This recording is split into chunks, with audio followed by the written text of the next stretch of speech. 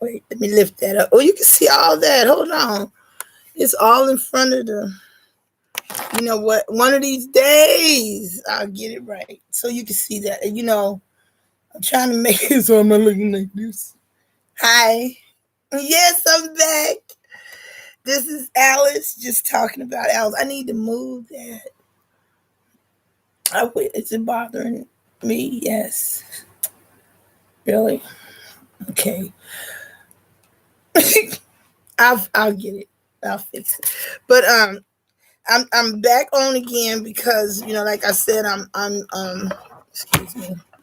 I am emulating um successful. Okay, I'm trying to do this without tearing up stuff. Successful YouTubers, or what I consider successful, though not the ones. I'm not saying the ones who cashing in. These men and women are very oh Alice, come on, are very I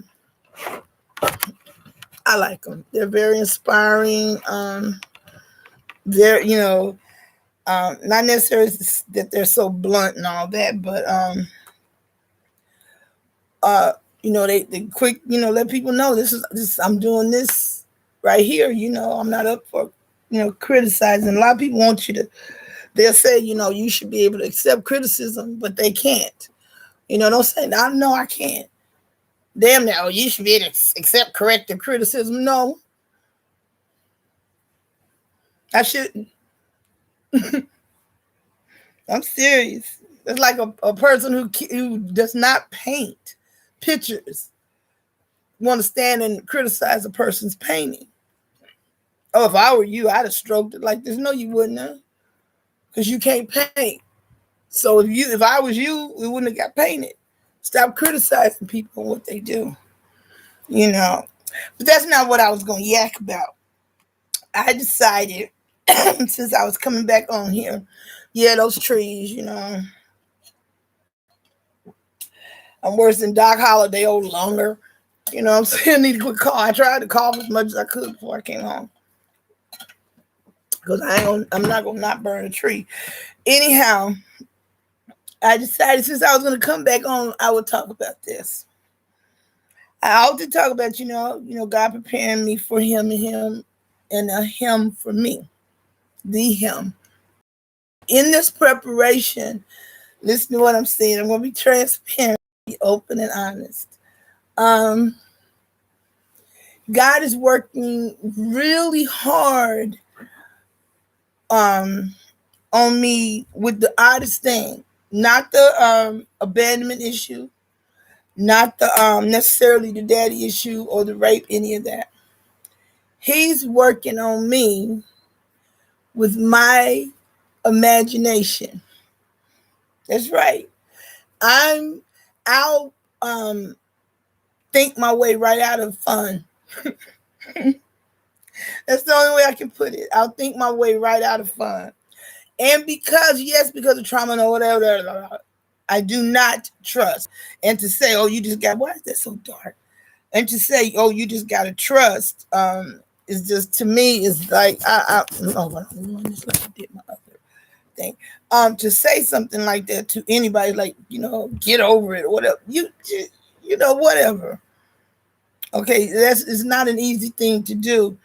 And one of my greatest fears, and I often bring to God, and I mean on a daily basis, sometimes several times a day, I ask Him to work on my inability to believe the words that are coming out of your mouth, right? I just can't. Not that I can't. Not that I can't. Not that I can't. I'm just so afraid to.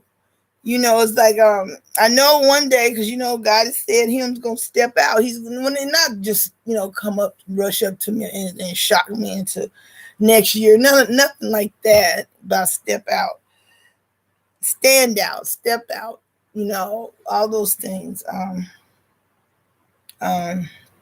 Anyhow, but when He does that, God is trying to make me ready for it. You know what I'm saying? Don't want You know, you often hear me talk about when I was a little girl, how I beat up a little boy, man. I'm serious. I see some grown ass men right now. Right now. If I didn't think they would beat me up because I'm a girl and they think that I'm insulting them when I'm just playing, but I see some grown ass men right now. If we was little kids around the same age, I'd whoop up on their ass. I'd whoop them up real good.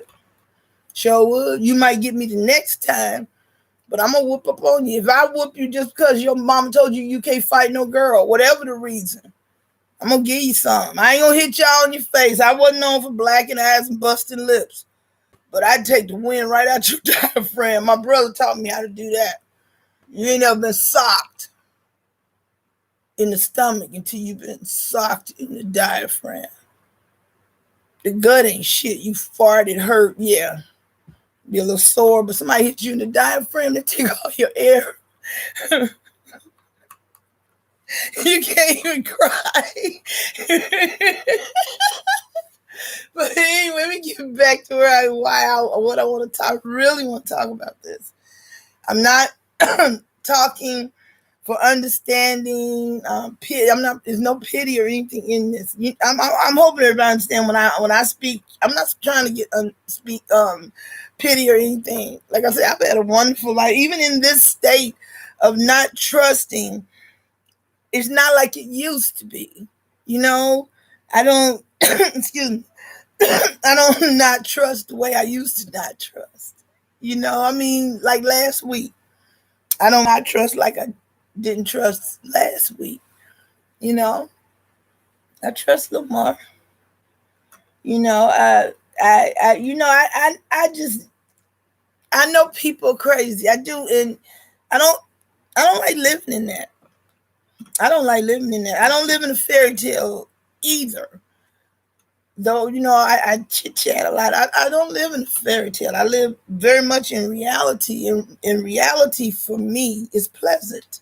I don't understand why a reality can't be pleasant. That don't mean that the house is spick and span and spotless. That don't mean all your drawers are in the drawer folded neatly and tucked away in order and color. You know, none of that kind of crap. You know, your house lived in. You know, you see that shoe in the middle of the floor, the bend down, pick it up and kick it to the side. Some of your shoes supposed to be in your room anyway. You know, there's a little noise in the house. You know, people want to come home. You know, seriously. I remember I used to want to go home. I'd leave home, want to go back home. You know, that's what I want. I like that kind of life. You know, you want to go home. And so what, you ain't doing shit. It's like, where you go home? Why you going home? Because I want to go home. What you gonna do when you get home? Nothing. I'm just gonna be the fucking home. Yeah, that's what I'm gonna do. I like being at home. And you know, even that, honestly, as God is my witness, I had to learn to trust that. I had to learn to trust being at home. I think I've spoken about it before. I was always on the run. Once I started, I'm not talking about going out to the Blue Note. I'm talking about once I started leaving the house and, you know, getting out and feeling more comfortable with getting out. I told you about that process. But then I couldn't stop going out. You know what I'm saying? I couldn't just like, I was always going because at home, because any one person, any one thing, you know what I'm saying? I wasn't traumatized in my home. You know, when I speak of danger, I just pop myself before you like that. That's that go ahead forehead. It wasn't supposed to sound like that. Anyhow, you forgot what I was talking about. Shit. Oh hell. I popped it right out of my head. Oh, I was always going. When I speak of, you know, that guy that used to hit on me and all that, that was previous to my house and all that. But anyway, I'm just saying I was always running and going and going and going, and then just all the, you know, purging and, you know, and letting go and releasing and discovering and being mindful and yik yakking on here and being free. has, and studying, understand that. I study not extensively. Now, I'm not trying to get a degree in Alice, okay? We ain't doing all that. But when I'm curious about something, I study it, and everybody can tell I'm very spiritual, kind of cosmic, and all that, and I'm all into it. And I want to know. I've always wanted to know about God's universe and how He made things work, and it can't be voodoo that the plants absorb the sun and so do we. That can't be voodoo. That can't be voodoo that I can eat out the front yard and feel a lot better than I would if I went to the drugstore. And I mean, I don't want to eat out the front yard. People pooping, understand what I'm saying? But you get me. Anyway, with the trusting, even in the diet, not diet. Diet sounds like I'm on a diet. I'm saying even diet, eating, consuming. That's a thing too. Because you just like you think there are people sitting next to you are robots. The food is, you think the food isn't real, but you gotta eat. You gotta eat. You gotta drink water. You got to drink. You gotta drink. Alice, you gotta drink. I'm not with my water. Let me turn this off. It's gonna fart. Hold on. Now, anyhow, I'm really trying to dig open that clamshell or the trust thing. It's not just that simple. It's not that simple. I'm sure I'm not the only one who really, I can't be the only one who feels this way. I think I maybe need to bring this forward. That might, I don't want to fall off the table. How about that? How's that? Huh? Yeah. It's cracking now. Hold on. Oh, don't go nowhere. Hold on now. Okay. How's that? No. Oh, stop. Don't go nowhere. Hold on. So I apologize for all this. No, I'm not a profession yet. Yeah.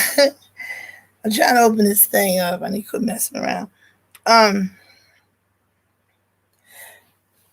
not gonna go off on some rant that it's a shame that even when you start trusting this and that, I'm not gonna go there. I'm not gonna go there because all that does feed the already present foreboding thing. You understand that stinking thinking, I could call it, because it is stinky. It's stinking thinking to think that I even. Of course, red flags, all that. Okay, gosh, trying to keep this shit balanced, Alice. Of course, I am wise. I have spidey senses. I am very much aware. I make eye contact. I know bullshit ain't nothing, all this, that, and the other. But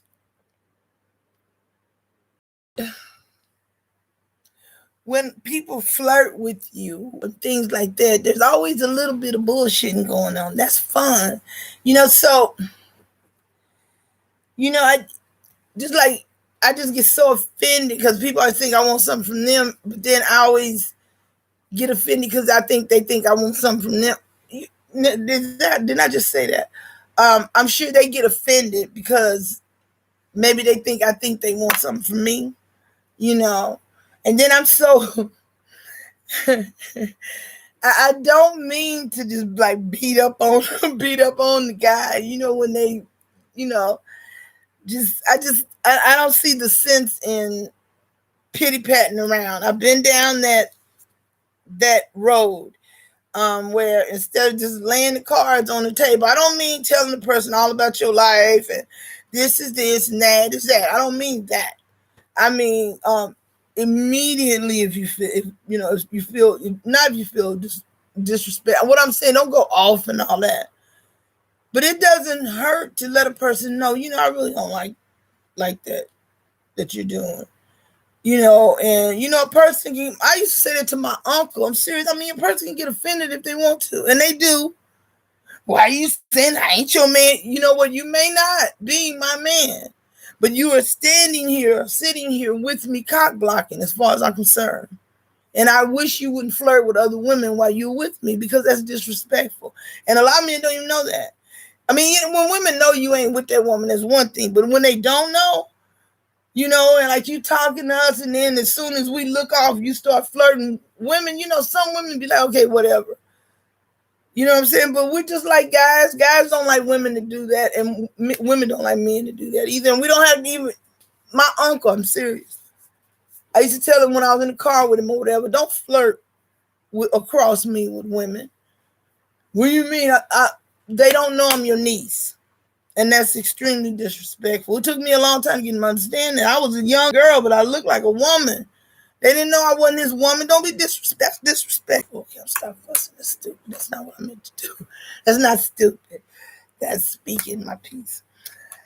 But anyhow, learning to trust. But I still have boundaries. And what I am speaking about, not trying to protest, is that once a person not lay down the law. God damn it, me and all these fuzzy sweaters and stuff. I love them though. But not lay down the law. Not like that. But for instance, I have this, you can call it a thing if you want, but what am I doing? Maybe I need to sit back. Or I'm tripping. Something wrong with this thing. I don't care. I do care, but I don't care. But I have this thing about a person greeting me. You see me, say hi. You ain't got to come over, hug me, kiss me, and we make love, and then you walk off. It ain't about all that. Right? When you come in the room, hey, and walk on by, I'll take that. That's an acknowledgement. I see you. I'm going to say hey. I'm going to say hey to everybody. You need a hug? Well, open your arms. I'll be there. Sometimes I'll be on my way somewhere unless I got to pee.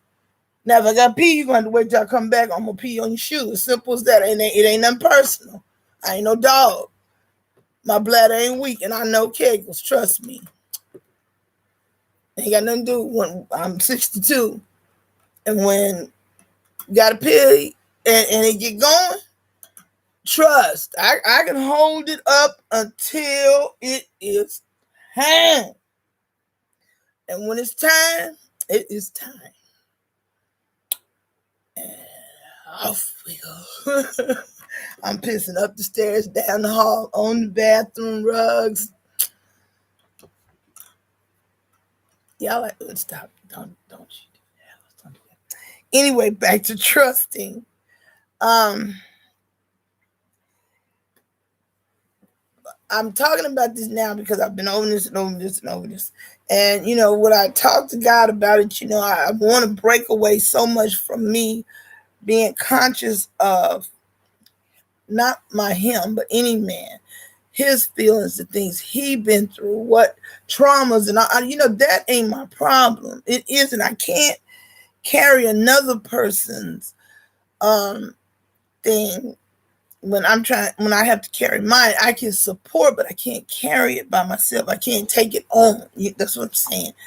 Also, God has brought me to understand that although I have a tendency to trauma bond because I'm empathetic, I'm a healer, I'm a nurse, I'm a caregiver, I'm a nurturer, that I'm like I said, I don't want no patient. I say that out loud, not to insult anybody, not to be mean, not to be heartless, but I say that out loud to say to myself that I don't need to fix nobody.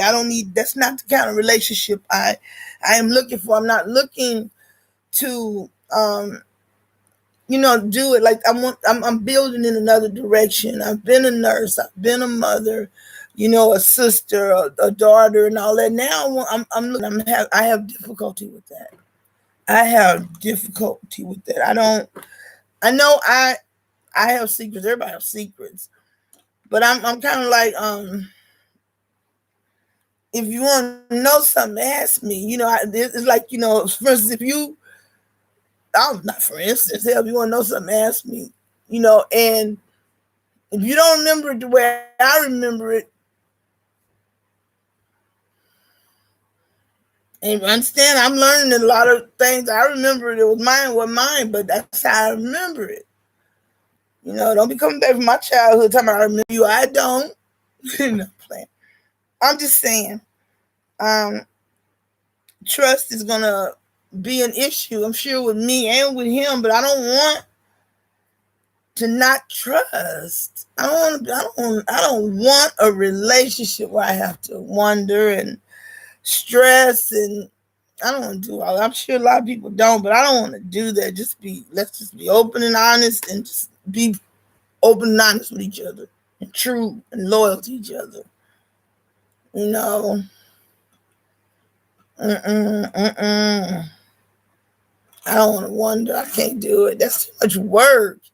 And I'm saying all that not because I'm talking myself out of any relationship that I ain't had yet. Ain't nobody said nothing to me. But when I'm talking to God, I openly speak to him.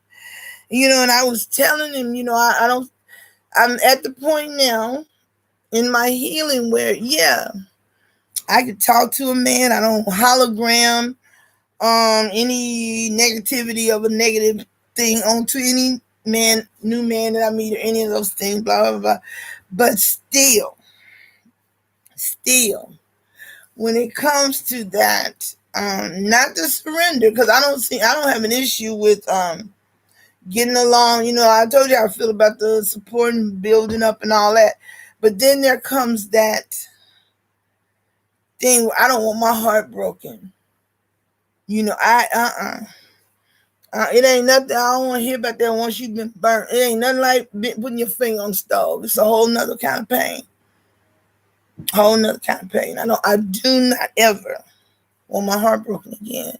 And it's not like I don't have experience with that, because it wasn't once. Okay, I didn't have it once, and I'm still suffering from high school, okay, or elementary school, okay. So I'm just saying, I don't want to experience that. I mean it, and that's the issue with trust. So, Lord God, was that difficult to say? Anyway, yeah,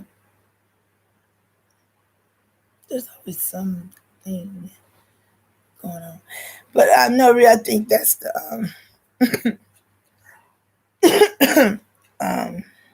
I don't think that, that's it. I don't want my heart broken, and I'm sure nobody wants their heart broken. Nobody wants their heart broken, but also too, nobody wants to be tested. Tested to see if no, what's okay. I tell you what, sign up for one of them look up sites and look it up. Don't be going to asking nobody, though. People don't know. You see these lights? Hold on. Now, I put the lights up there. You understand that? I put the lights up there. I can see them. But when I'm not used to them yet. And they change. And I'm like, what is that? What's wrong with the lights? I'm just in here tripping myself out. And then I said to myself, then that makes me understand more what tripping the light fantastic means, because I'm in here tripping off these lights. I got switch subjects, but seriously, that's just the biggest issue. And then you see me going back and forth saying, and I know I can't work through another person's healing. You know what I'm saying? We all have to meet each other where we're at. You know what I'm saying? And continue on our healing. We can support each other, but healing is personal. It truly is. And a person has to be willing to heal and work. I'm saying a person, me, Alice, I had to be willing to, seriously work on my healing, my dark side, accept responsibility for shit, really. And people, you make mistakes. Hell, anybody say they make no mistake, lying. They lying. They're lying. People are lying. Mm-hmm. Just like a woman. Now, I ain't talking about me. I'm talking about a friend. Just like a woman call another woman a hoe because she get paid. for having, for having sex. I was gonna say my favorite F word, but for having sex, and she giving it away free, but because she ain't getting paid, she ain't no hoe. When who got cigarettes? I'm just saying that sounds wrong, but I'm just saying. You have to be careful what you sit back and you judge. You can't. I don't know. I don't know who. I think it was my great grandma, big mama told me. She wasn't talking to me, but she just told me in general. She always had a little pun to say, But she was saying, you can't participate in the orgy and then get up and cast lots on the people. You know what I'm saying? That was in there. You can't say, oh, you did this and that. You was doing it too. Why she chose that subject, I don't know, Big Mama. That was a little too deep, but I've never been one to holler about too much information. Tell me. I'm gonna start singing a song. Yes, I am scratching my boob because I can't. Oh my God, don't get caught up in it. I be to whip this rubber chicken out and gave it the what for, y'all? Because I don't have no. I gotta get. I'm just not willing to go do it right now. I don't feel like it. I just do not feel like going and sitting and getting these peeled off, and because I just really get the feeling that they enjoy that so much. Because they take this palette scraper, that I use, same thing to scrape my paint around and mix it. It's a little tool. And they dig that thing under these acrylics, and they be serious about it. But I want it off. It's that time. Take it off right now. And then let my nails heal and type up all this stuff. I got so much stuff I need to type. Quit playing. No, but back to what I'm saying. I have to. That's something I have to work through. But just like I'm not saying like he's gonna have, but I say God's preparing me. He is let me know. Now listen, I am not a damsel in distress. When I talk about protection and all those things like that's just what I want. There's nothing wrong with me saying I want to feel protected, not just in my face. You know what I'm saying? I don't want a man with all that bravado bullshit. That liable to get him shot in the forehead or something because he clowning. And then he's fronting. I mean, people look to the people I'm around to know how to treat. I'll just put it like that. As simple as that. If you come around me, whoever I'm around, look to me to know how to treat you if you new to the thing. Am I right or wrong? Yeah, I'm right, but I'm not trying to be right. I'm just saying. And so when that's why a lot of people, it's just me because I think because I'm a writer and all that, I hear things that people say, and or what actions that they make and everything, and because I've gone through the motions and done all that and just was in it to be in it. I'm done with all that. God's sending me somebody, and I'm willing to not just give it a go. I'm in it for the long run. I don't know him. I don't know who it is, but I'm no stop saying I'm not. Anyhow, that's the thing I wanted to talk about. I haven't worked anything out. No. As I talk about, how I have to surrender to God over and over and over and over and over and over and over all day long, over and over again. I have to agree over and over and over and over and over and over and over. Over and over and over. And real surrender, yeah, that's a new thing. I've been singing "I Surrender All" for years. Love those lyrics. Shoot. Talk about putting something down and picking it up. Shoot, I wouldn't even put it down. What you mean? My stress, my anxiety, my issues. I'm shit. Mine, and then I take on whoever else's was handing them out. But yeah, I'm going to not baby him. I should say that. I'm not looking to raise nobody's son, grown ass son, or nothing like that. But yeah, I'm going to love on him. I can't help it. But I want to be, okay, that's it. I'm going to love on him. I want to be able to love on him. That's what it is. I want to be able to trust that I can love on him. You know, I'm not gonna be nope. Ain't no just me, just me. I can't. No. And I love those posts I've been seeing about don't do nothing to anybody you don't want done to you, but people do it every day. Will do it right in your face to you with you looking at them, and then you do it to them. They get hard. I ain't telling you what I heard or what I read. I'm telling you what I have seen, what I have experienced with.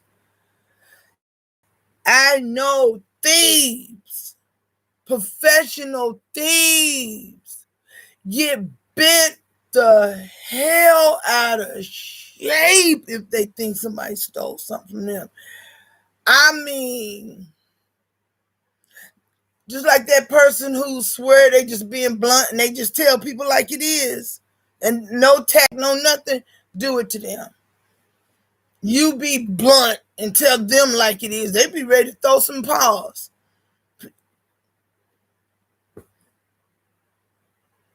People. So, what is going on back here? What's that? Why I gotta be all up on that like that? Yeah. I just, see, wanting to trust, I have to be able to, just like, it's not even a smart comeback. For a person, say I want you to trust me. It's not a smart comeback. If they can't, if they discover that they can't, not right away. Like I'm gonna test you to see if I can trust you first. No, you're not gonna test me. I don't like tests like that. But I don't test people either. If I discover I can't trust you, I can't trust you, and that's an issue with me because I trust you until I can't. And that's one thing. I've even asked God to help me with that and help me change that about myself. And I can't seem to do that. And it's really bad because I trust you until I discover. Truly discover beyond a shadow of a doubt that I can't. And then everything's fucked after that. I don't mean that I don't still love you. I don't mean that. I just trust is very, very important. That's why I speak on it all the time. And like I said, I'm not a damsel in distress. I don't need to be rescued, supported, just like a man want to be supported. All that. I'm not asking no more from a person from everybody than I would give to them. Period. And I had learned shit. No, don't even.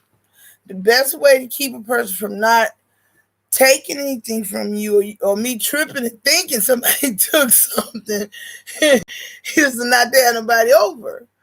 I'm saying it's so, and then I saw a post about this. It cracked me up. Only person in the house. It's like, where, who took my lighter? Ain't nobody here took no damn. Nobody in here but me. Well, quiet. He must be taking up. God, don't let him be asleep. Because then he's not going to go to sleep. He might be. Can't wake him up if he is. Anyhow, as I was saying. No, I don't have my pajamas. I have on my see, yeah, see, these are my hippie bell bottoms. I have them on because they stretch. I ate a lot of that chicken, and it was God, it was good. It was good, and the salad is great. Of course, I made too much of that salad, so that'll be something I eat more of. It was good. It was really good. I didn't get any Ziploc bags. And when I went and got the hen, I'm looking all through the chicken. Still kind of talking about trust. Why do any store think they have to season somebody? Oh, no, that was dumb. Some people want them to season their meat, I guess. I mean, I gotta wash that meat when I take it out the package. So I don't even buy that kind of meat because I'm gonna wash all that off. I am hi yo. She said, "Oh, she gonna wash all that." Anyway, as I said, I'm doing YouTube right now too, and it's fun. It's fun. It's something wrong. I don't know why it's so dark. Maybe I need to put a light over here or something.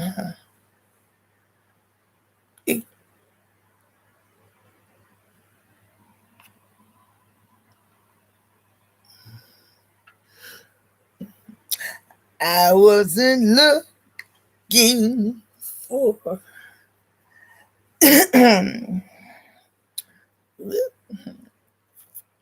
love. I was comfortable. I am not plagiarizing that song. I am not trying to compete with Miss Dion. Trust me. But just Miss Celine Dion, Beyonce, Patti LaBelle, no.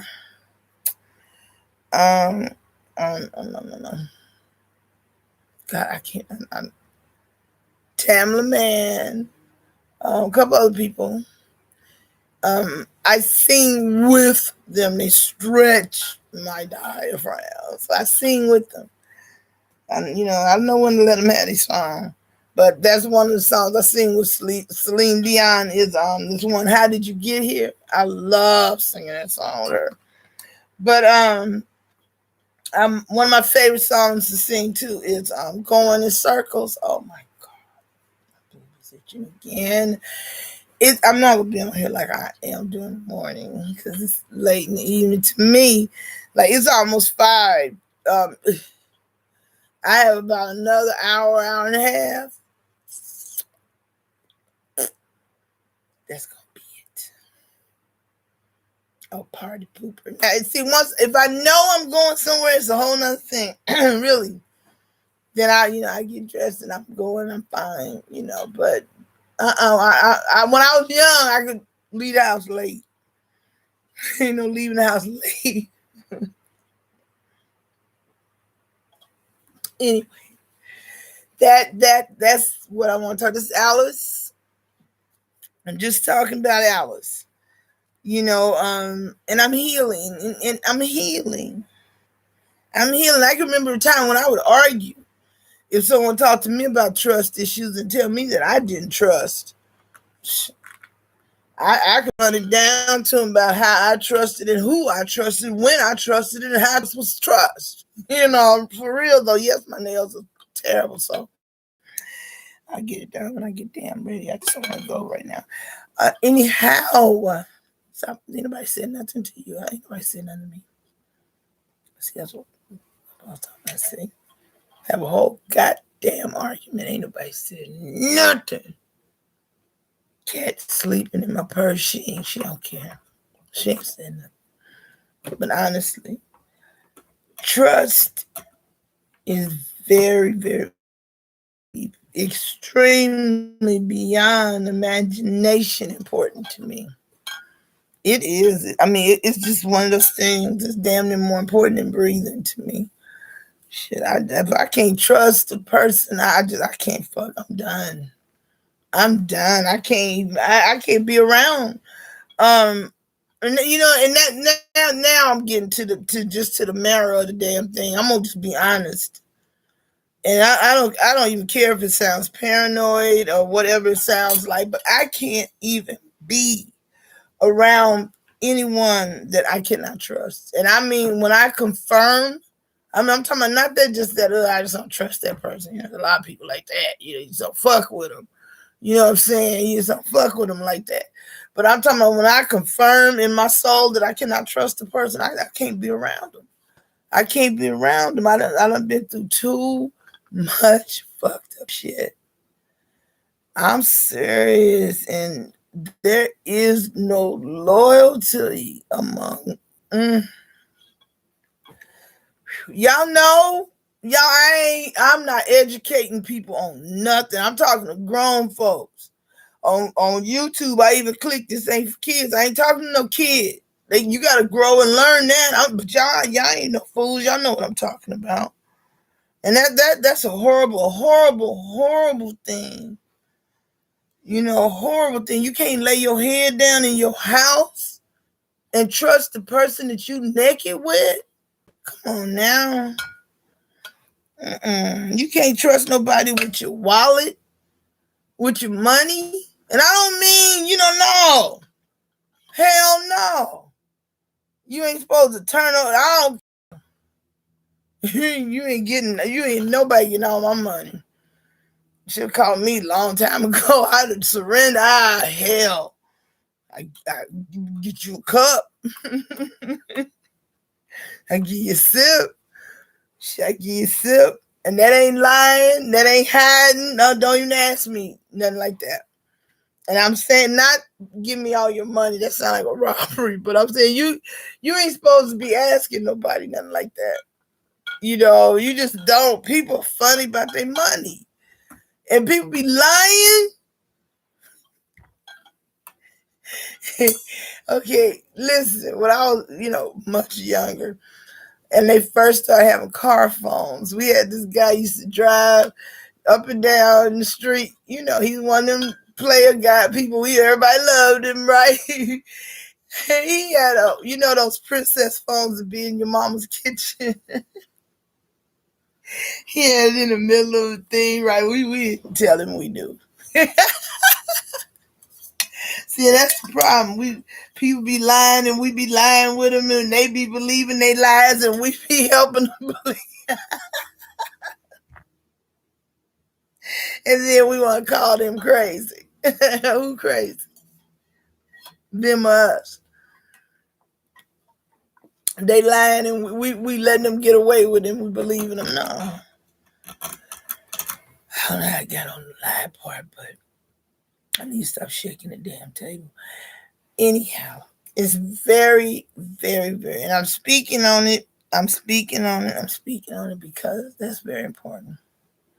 It's very important and that's one of the things God is working on me about is trust. I got to be able to trust him. God knows, because I am God's person. He made me. He loves me. God loves him some me.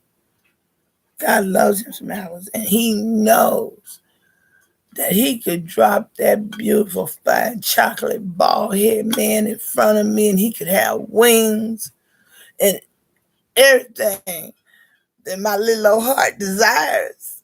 If I can't trust him when I look him in his eyes, he might as well fly home somewhere until he get his dome right.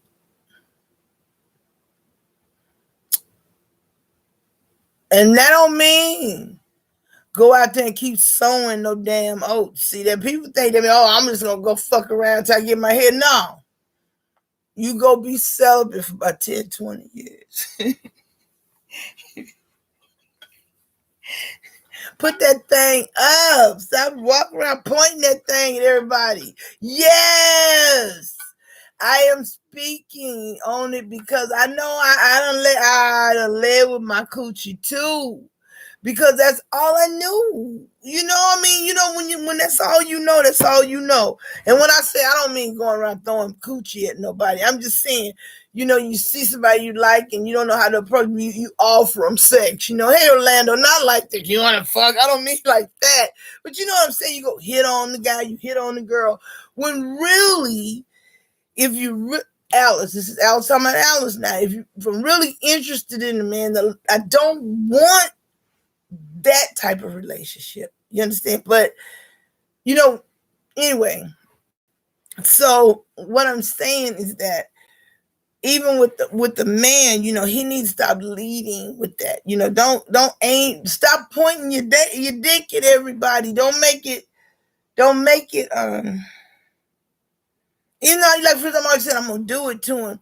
Yes, but God kind of pushed that back by saying I had to hold him first. And I make it clear I'm not gonna hold him, be pelvic grinding and shit. I'm just saying, it's really about holding him and comforting him and nurturing him and all that. But it goes both ways, being that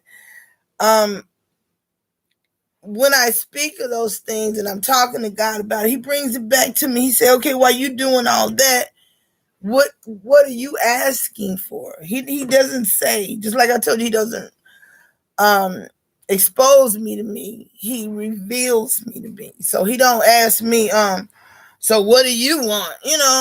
Nothing like that. I mean, of course he want to know what I want, but it's more of what, I'm giving out this. What am I receiving? He really want to know because he loves me. What am I getting from that? What am I getting from holding him? Not, I'm obeying God, so I'm going to be blessed. Can we narrow that shit down just a little bit closer to what exactly is going on?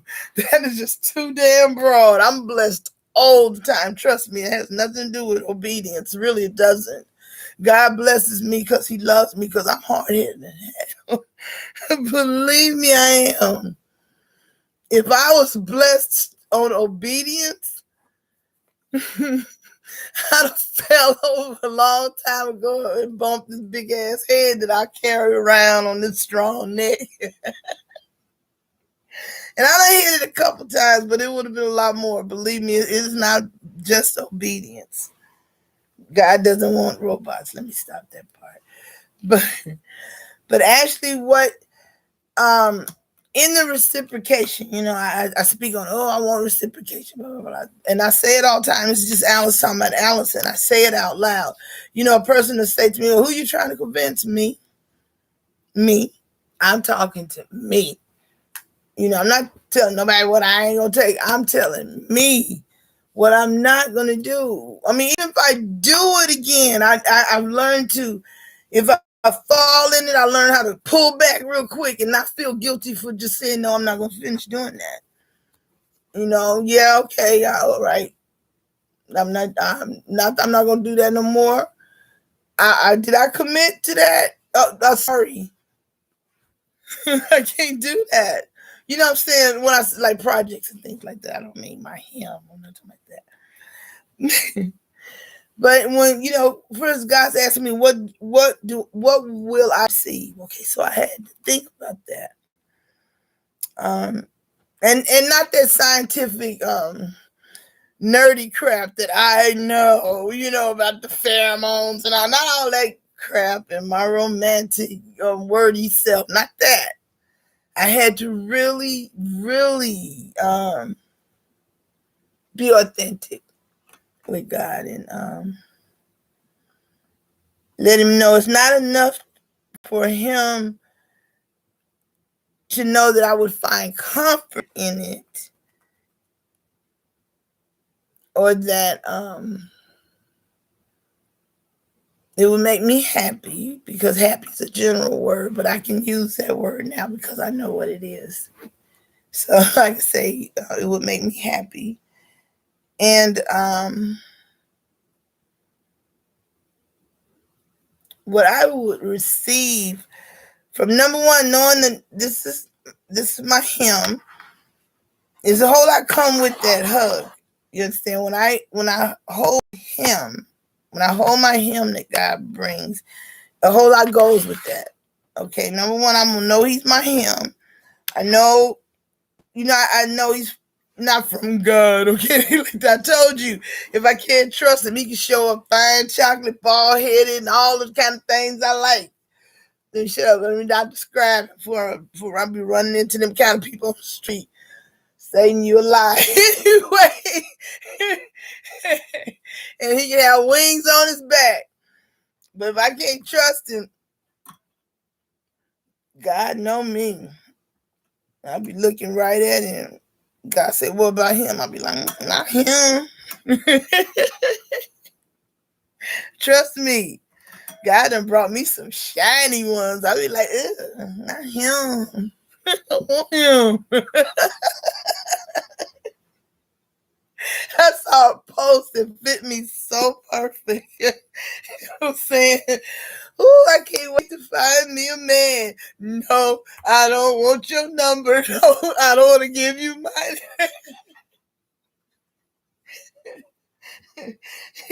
You see all that positive affirmations. You got to get out. Nobody's going to come and knock on your door, right? And then you pray to God that somebody does because you don't feel like going out, and then if somebody knocks on my door, I'm like, who the hell's knocking on my door?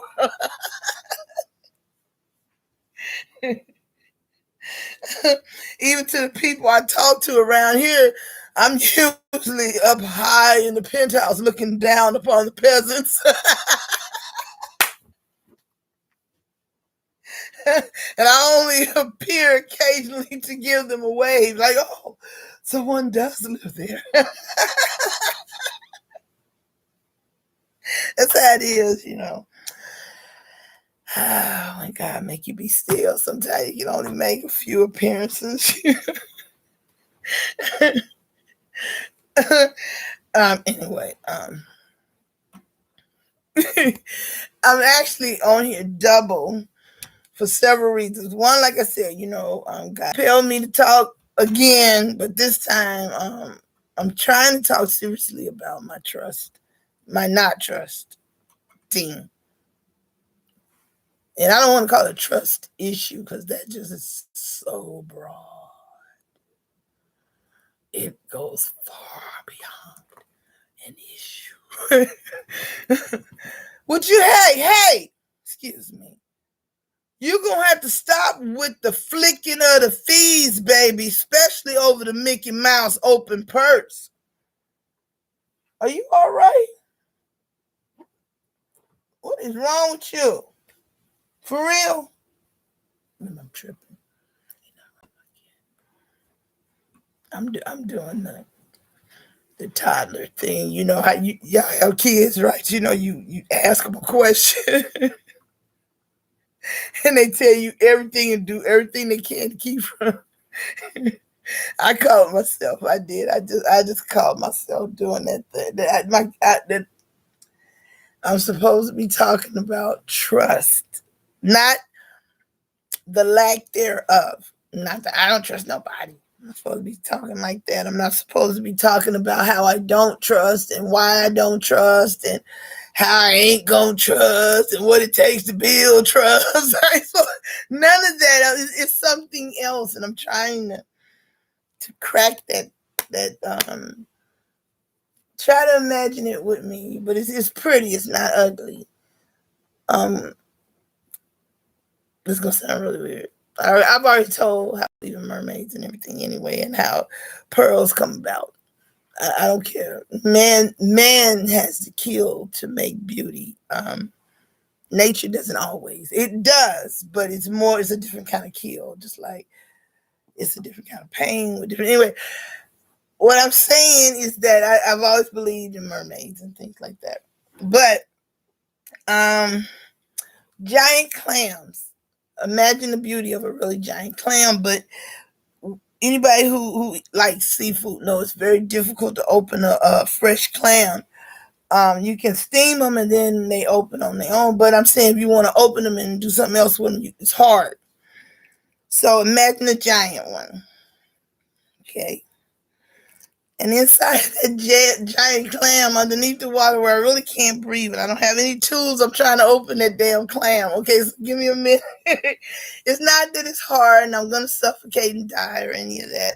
And I haven't been down here before trying to open this clam, and God's not standing right here with me, and I just don't know how to say what I'm trying to say. And for me not to be saying it here wouldn't have been any different. So, and I'm supposed to be doing it here. So, plus The second thing is that I'm starting my YouTube. I don't have it like I want it.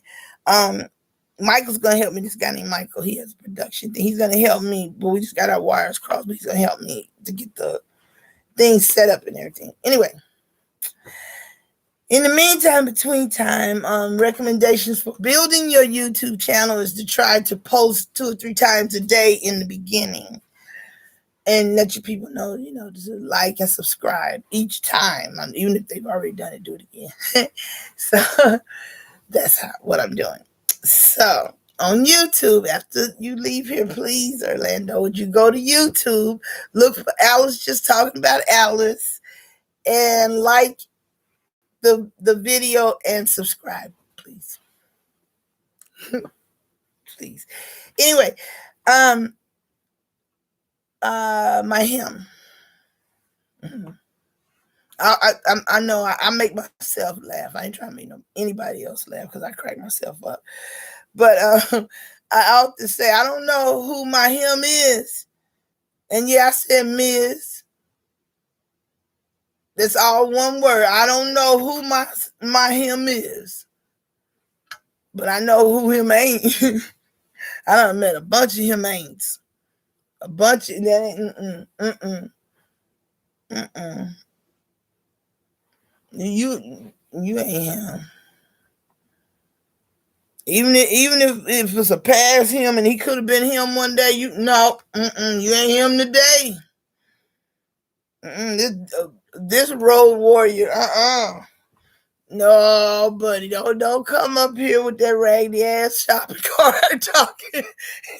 I thought of that because I'm always, no matter what I get in the grocery store, my basket always something wrong with it. It's always wobbling, squeaking, clunking, or something. That's fine. Now him will too. He's probably, I don't want perfect. I mean, when I was young, I thought muscles and all that was great. Yeah, you gotta have some muscles, shit. Don't be all soft like me, shit. I don't like women like that. Really. I mean, I dance with you, hug you, and nurse you back to health. But when it comes to getting to get down, I don't mind if you got a little booty. I'll play with it. That ain't what I'm talking about. Though. Stay on track. If I don't get my horny ass up out of, and then it ain't even, listen, I'm just being blunt and honest. It ain't even horny to like it used to be. Like I was saying, lead with the sex. It's not like that. It's a whole different kind of horny. It's more refreshing horny. I've been celibate for years. It's one. No, I almost lied. Damn. Almost lied. I am enlightened, and I know who I am. I'm in the whole process of the whole thing, but I almost told a bald face like, God forgive me. I almost said I've been celibate for years, and it's wonderful. No, it's not. One day at a time.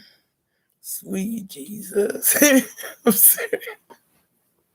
When I wake up in the morning, Lord, yeah, and the sunlight hits my eyes.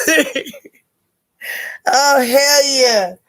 Anyhow, but it's okay because for me, I'll get back to trust, and this has a lot to do with trust too.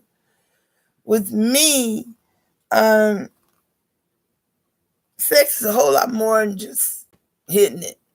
I mean, oh yeah, don't get me wrong now. Last I ain't run through no church, temple, street, alley, or nothing. Hollering, I ain't been there, ain't did it. Look, if you, excuse me. Oh yo, really? Why she got to be on that? See, that's what I don't understand about my yo. My baby, she will walk across everything and knock down. She's not graceful. It's not like she can jump and leap and land, stick her landing. No. She lands and clears it out, and I don't want her to hurt herself. I'm kidding about that damn box of incense. Hell, I'll pick that up. I just don't want it to. Look at her. She's still. Hold on a second. Oh, give me that. Now, if you got to lay in that box, I don't know why you got to be. Well, she a cat. That's why she got to be in the goddamn box. What was I talking about? Besides sex. Trust. Oh, okay, anyway, that's all to do with trust. I mean, I'm not even going down that road because I go crazy about nowadays and this and that and making him and this, that, and the third and the fourth, fifth. I'm not doing that. And being that things are going on right now where everybody's opening up spiritually to a lot of things, it's not good to be connecting in that way with anybody. And so not connecting all this time, believe me, like I said, I didn't run through no church, temple, nothing, hollering virgin, didn't try. I told y'all about the demon I tried to drag in the house from the curb. I done at least hit on 2 or 3 men that just wouldn't give in. And listen, I just wanted to be understood. Not once have I ever felt rejected. No don't mean shit to me. When it come to me hitting, if I hit on some man, he'd be like, whatever. I'm serious. If I really like you, shit, what you mean no? Okay, it might be no today. I'll be back. what Smokey say? Shit, I'll be quiet. But when he leave, I'll be talking again. Yeah, say no don't mean shit. But that was in the day. That was in the day. See, now I give up. But I still can like it. But keep telling me no, and then too late. Anyway, I'm just saying,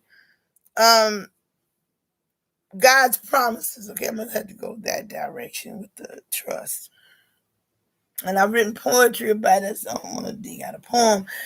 But basically, I'll try to say it as poetically as I can. As God began me on this healing journey, okay, it didn't start yesterday, but it's been a journey, and I wouldn't change a thing. Trust. But just like with any other kid, I'm his child. I'm his child, and I'm spoiled.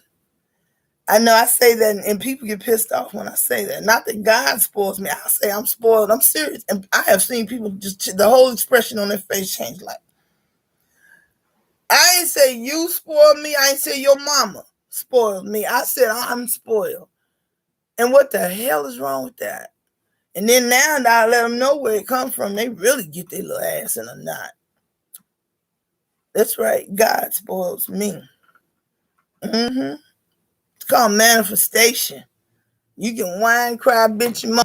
I ain't the only one. We call it bitching when actually we talking out loud to God. We can't find something. God damn, I can't never find nothing. Lord, I wish I could just get some help. Oh, there it is.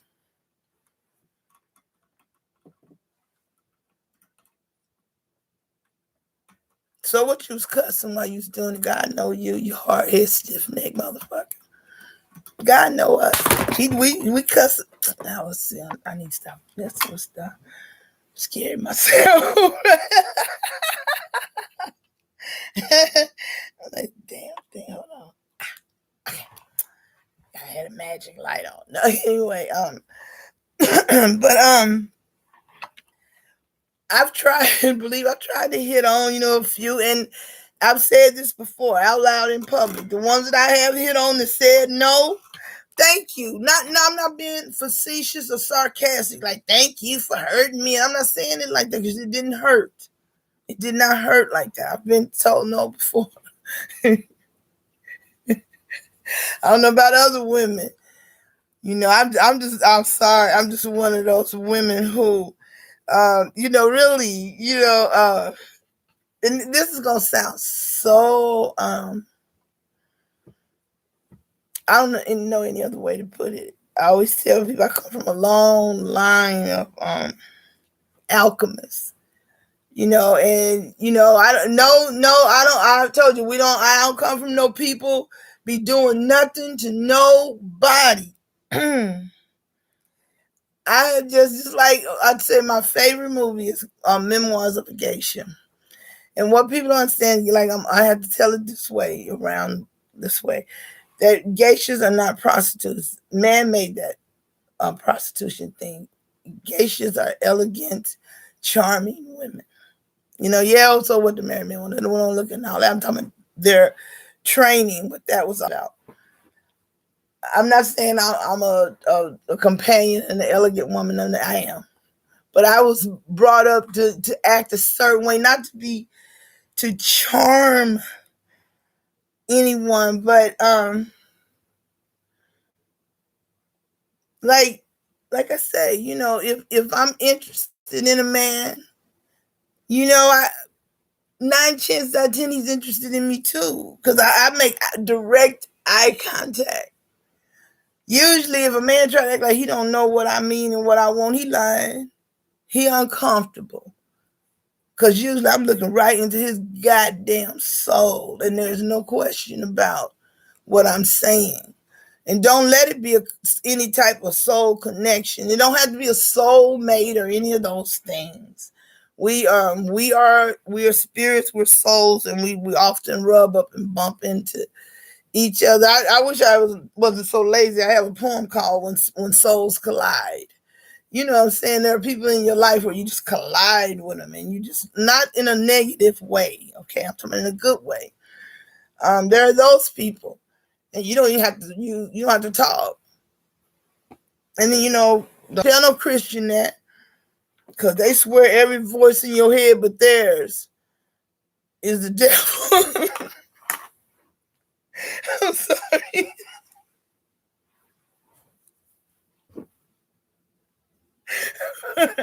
Forgive me, I'm sorry.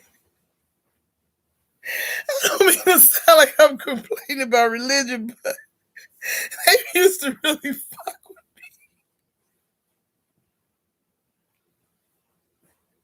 me. Just think. Really, no, honestly, think about it. If every voice I hear in my head is the devil but theirs, I was really hearing the devil a lot.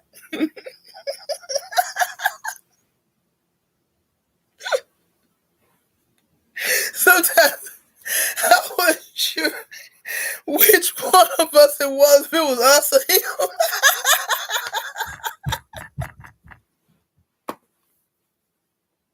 And I didn't dare tell anybody about us, right?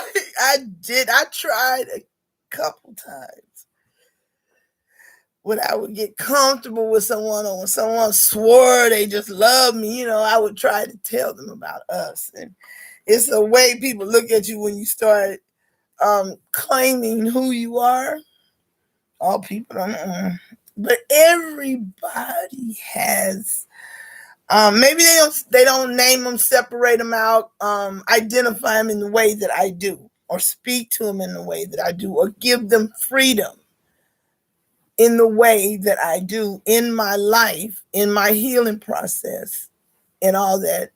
Maybe they don't do it that way, but everybody has different personalities that make them up. The child grows up, it doesn't leave. The spirit of the child does not leave. And if religious people will realize that, that's what Jesus said. You got to keep that. Bring that spirit of that child all the way up with you. They don't mean be naive, stupid, be taken advantage of in man's world. That's not what he means. Anyway, I can't explain it. But little Alice, she fun. She getting too damn much. That's why I ain't got nothing done lately. Little Alice don't clean up. Little Alice imagines. Like any other little child. La la la. You'll get it done. But you see my thing, Orlando. See that back there? Isn't that cool? That's my family. Let me see if I can. I'm trying to make this fall off. Look at that. See, it's a tree, and it has like it's. You know what? I just realized. Wow! I just said the other day that I have never, ever, ever stood underneath a weeping willow. That's what I'm standing under now. Look, sitting under. That's a weeping willow tree or something. Anyhow, I decided to make that my family tree. No, it's not in any order whatsoever. Any order. And so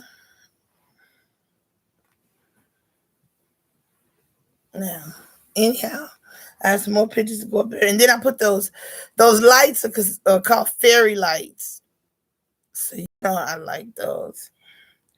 Anyhow, I am not plagiarizing or copying. I am emulating, as I said before, listen to or watch, or some of them change up their scene over and over. I had to decide which room I was going to be in, and what I'm trying to do. Number one, I had to remain comfortable, and so this is a good.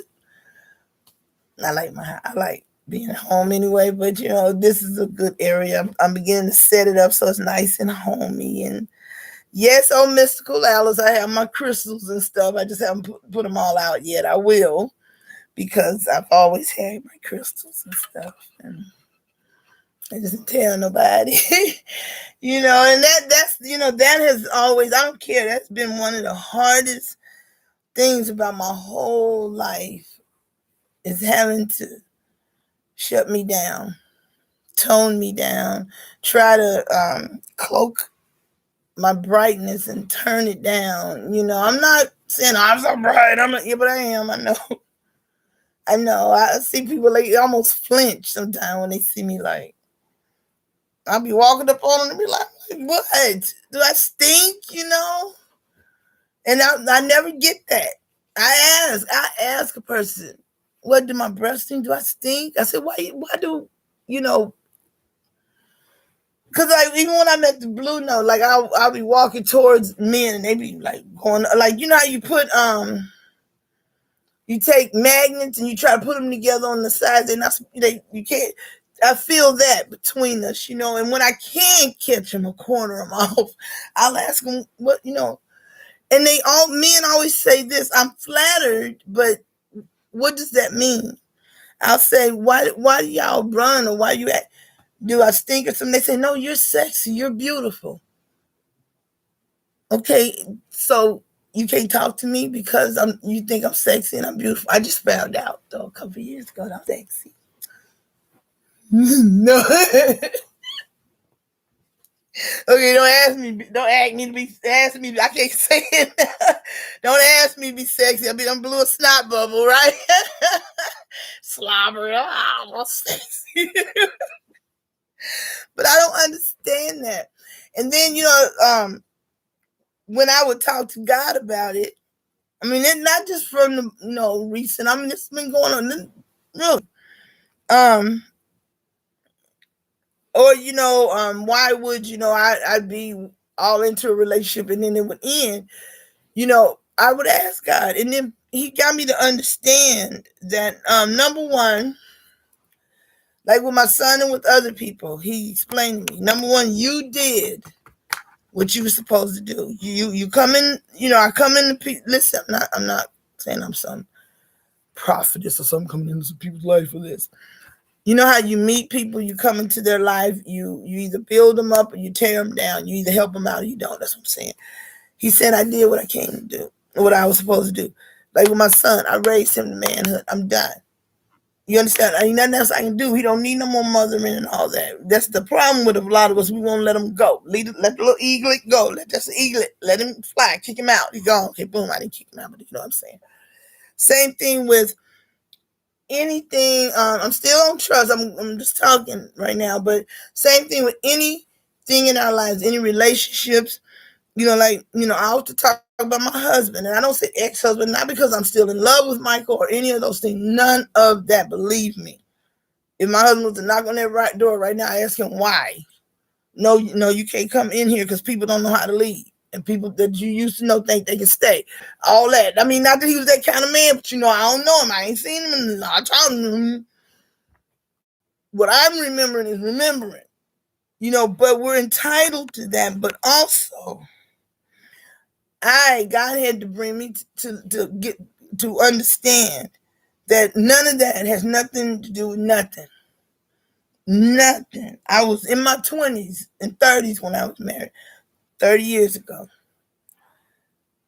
I told you I've been through all that. Who told me a relationship was supposed to be like that? Who told me it's supposed to be like this and that and that? Okay, don't be foolish.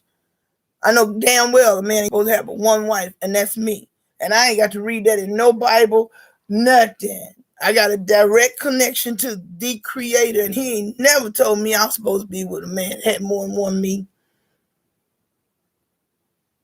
You can write that down. Trust.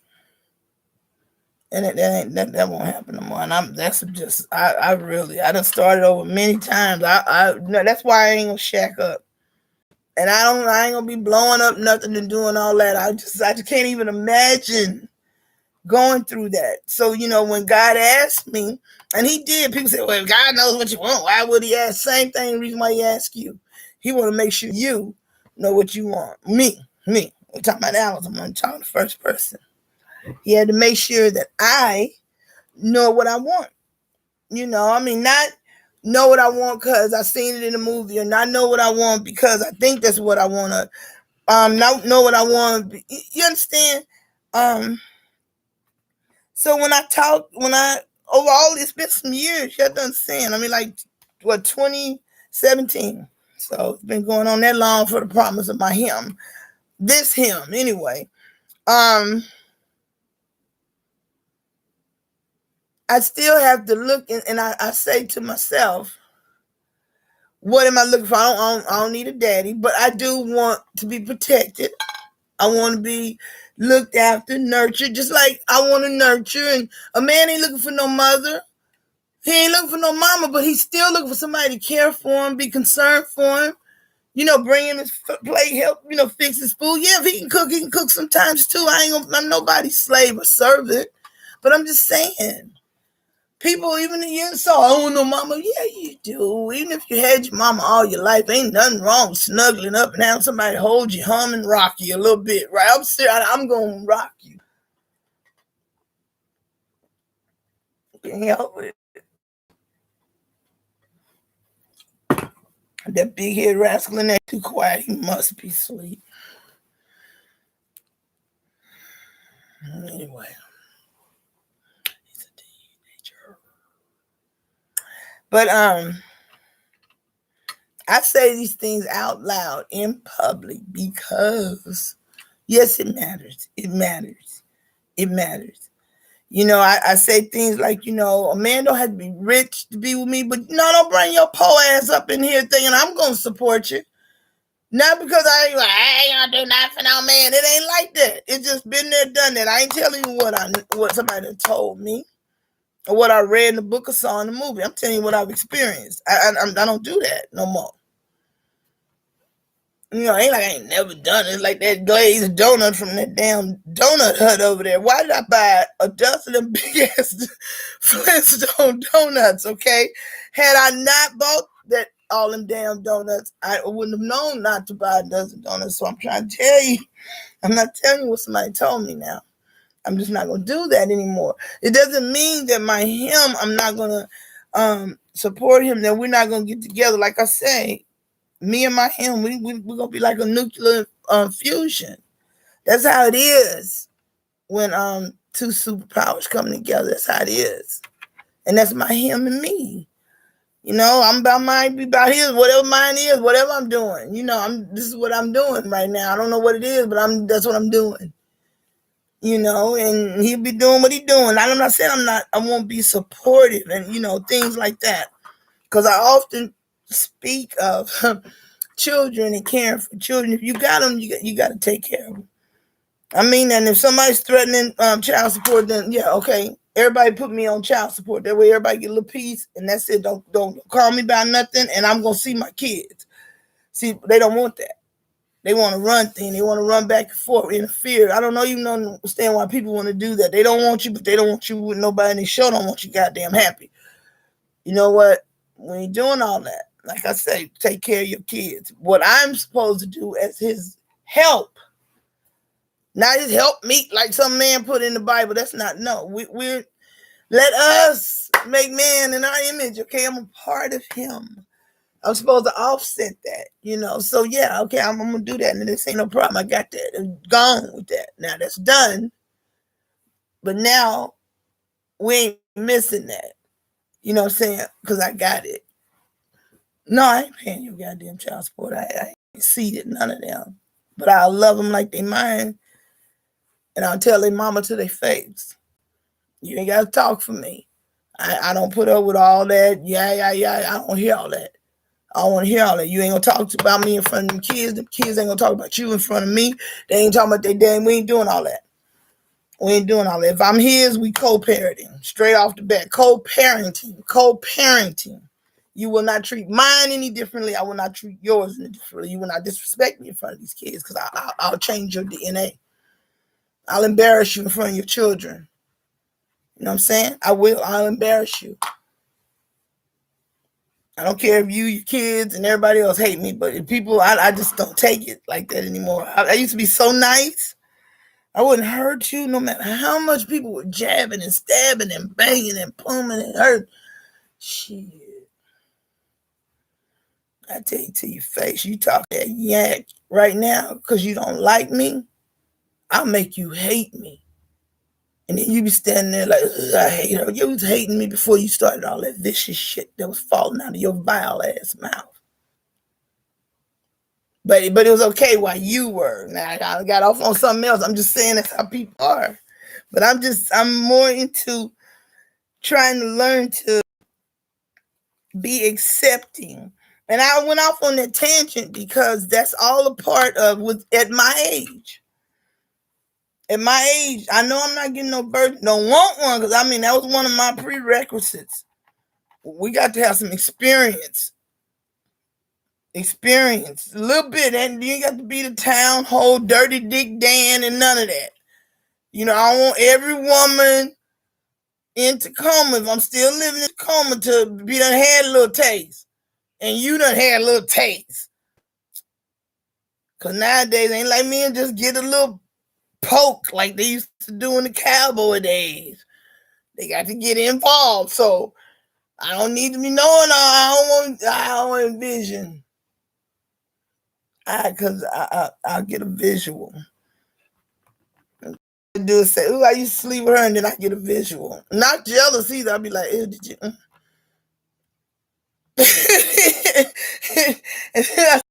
And I'll be like, "Hi." She wonder why I'm looking. She's so bright. Look at her. I'm like, "Ew, did he?" I don't say it.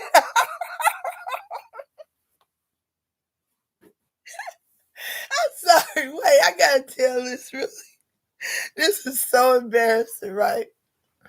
But this is Alice talking about Alice, okay? Now you know I ain't run through no synagogue, none Holland Virgin didn't do it. I am believe me, I don't just talk free spirited. I'm a free spirited woman. And before I became celibate, I told you I tried to drag a demon home, but it ain't like if I want some. Yes, I call it booty, even though I am not doing none of no man's booty.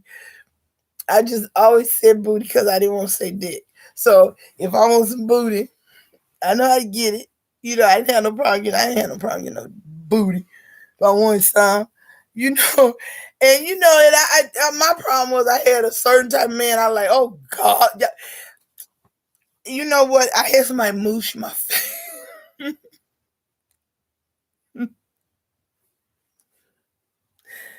I don't know what that was. I still don't know what that was all about. I was like, is he trying to make me look like somebody else or something? He mooshed my face like. I don't know. I thought thought of that. I just thought of that. Okay. Thank you, God. Okay. I know why I thought of that. Listen, okay. I'm not just telling my business. Wait a minute, let me get my big fat butt up. I ain't hardly moved anyway.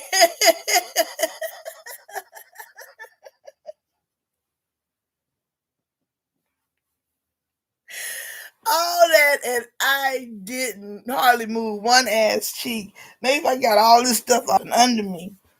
I got this massage. There you go. It ain't massage. It ain't even on. Anyway, okay. The reason I brought that up is because not to brag that I can get some booty when I want it, like I presented it,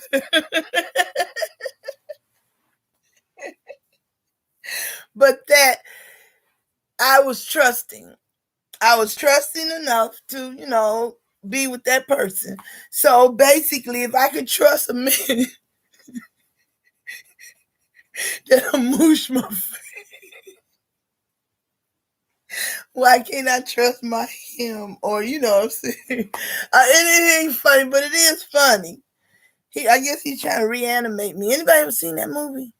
Reanimated. If you want to see a good movie, now that's a good movie to look at for Halloween. Reanimated. It's old. And you got to use your imagination, which, anyhow.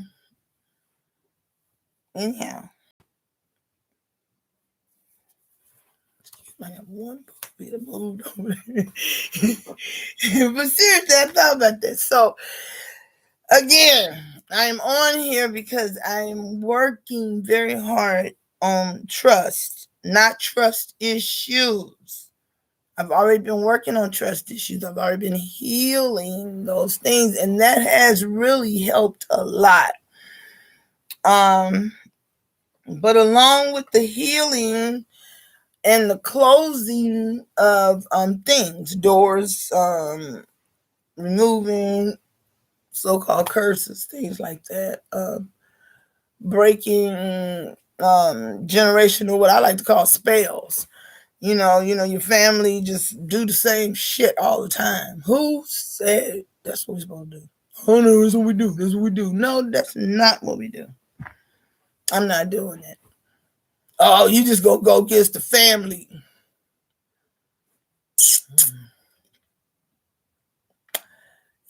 Yeah, I guess I am. Especially if you're doing something and you don't know why you're doing it. Yeah, and you know what? Okay, now I'm trying to go off on a tangent here. I'll go about protection again. And this is not Sergeant Campbell talking. This is Alice. Because, as people are getting to know, Sergeant Campbell doesn't really ask much for protection. Or she tries to act like she doesn't need protection, tell the truth. But Alice desires that her roughneck man going out there and with his drill in his hand and go capture something, beat it across the head, skin it, gut it, wash it, cut the hoofs in the head, I'll take the eyeball, don't bring me back nothing looking at me, and bring it on back and I'll whip it up. You know what, I'm being facetious, but I'm saying I'm at a point in my life and my growth and my healing and God's working with me and my surrendering to him over and over and over. If I must go down that whole line, with to understand and appreciate gender roles. Seriously. I have never honestly considered myself to be a liberated woman. Because I'm sorry, I don't consider myself a bitch. And I never heard this expression till this year. I wish a bitch would. But I wish a bitch would burn a bra. You know how much my bras cost? Even back then, when they was burning bras, my mama didn't say it that way. Maybe that's where I got it, because Patricia George Jean looked at me one day and she just gave me that I wish you would. Whip that bra off and burn it. I told you I was wearing double D's at what, 13. When I first got boobs, I was wearing a bra. Well, mama got me a Band-Aid to be begin with. I was so insulted. We won't even go down that road. What was that for? I barely had a nipple, and she wanted me to put them anyway. But I understand. If I had a daughter, she'd wear one too. And I'd tell everybody too. My daughter getting a titty.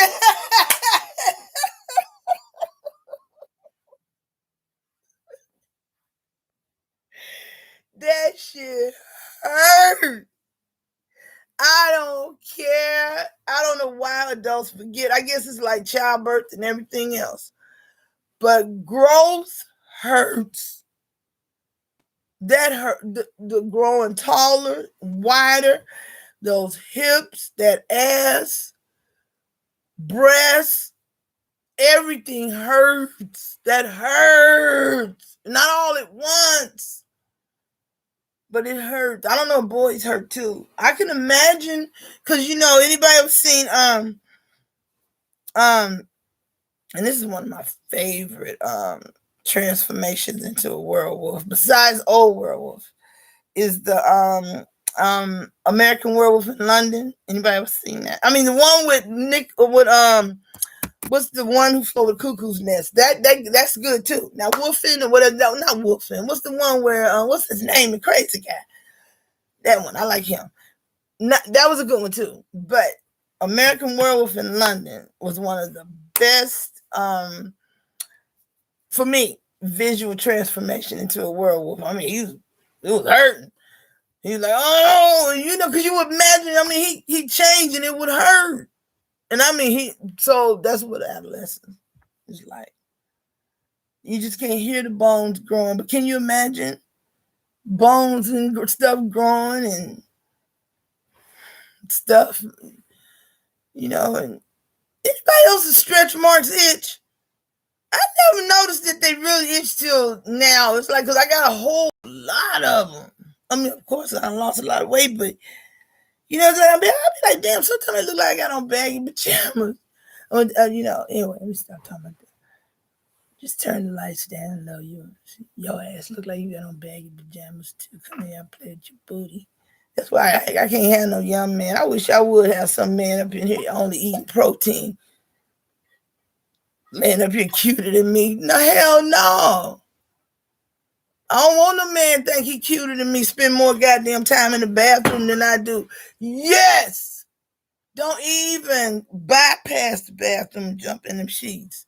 We finna do something stupid. You need to wash up. Don't put on no cologne and all that. This ain't even happening. Don't listen to me, y'all. Ain't nobody asked me nothing. Ain't nobody said nothing to me. I ain't talking to nobody. Ain't nobody here. So just ignore what I just... Anyway, I was talking about trust. Well, how did I get in the shower? As I said, I would have told a bald-faced lie if I had ever said that Alice was enjoying celibacy. But in a way I am. Understand? Let me put it to you that way too. In a way I am. In a way I am. In a way I am. And I am not the only one. I don't care if I'm the only one. I really don't. I care, but I don't care. I really don't. To have growth and to have healing and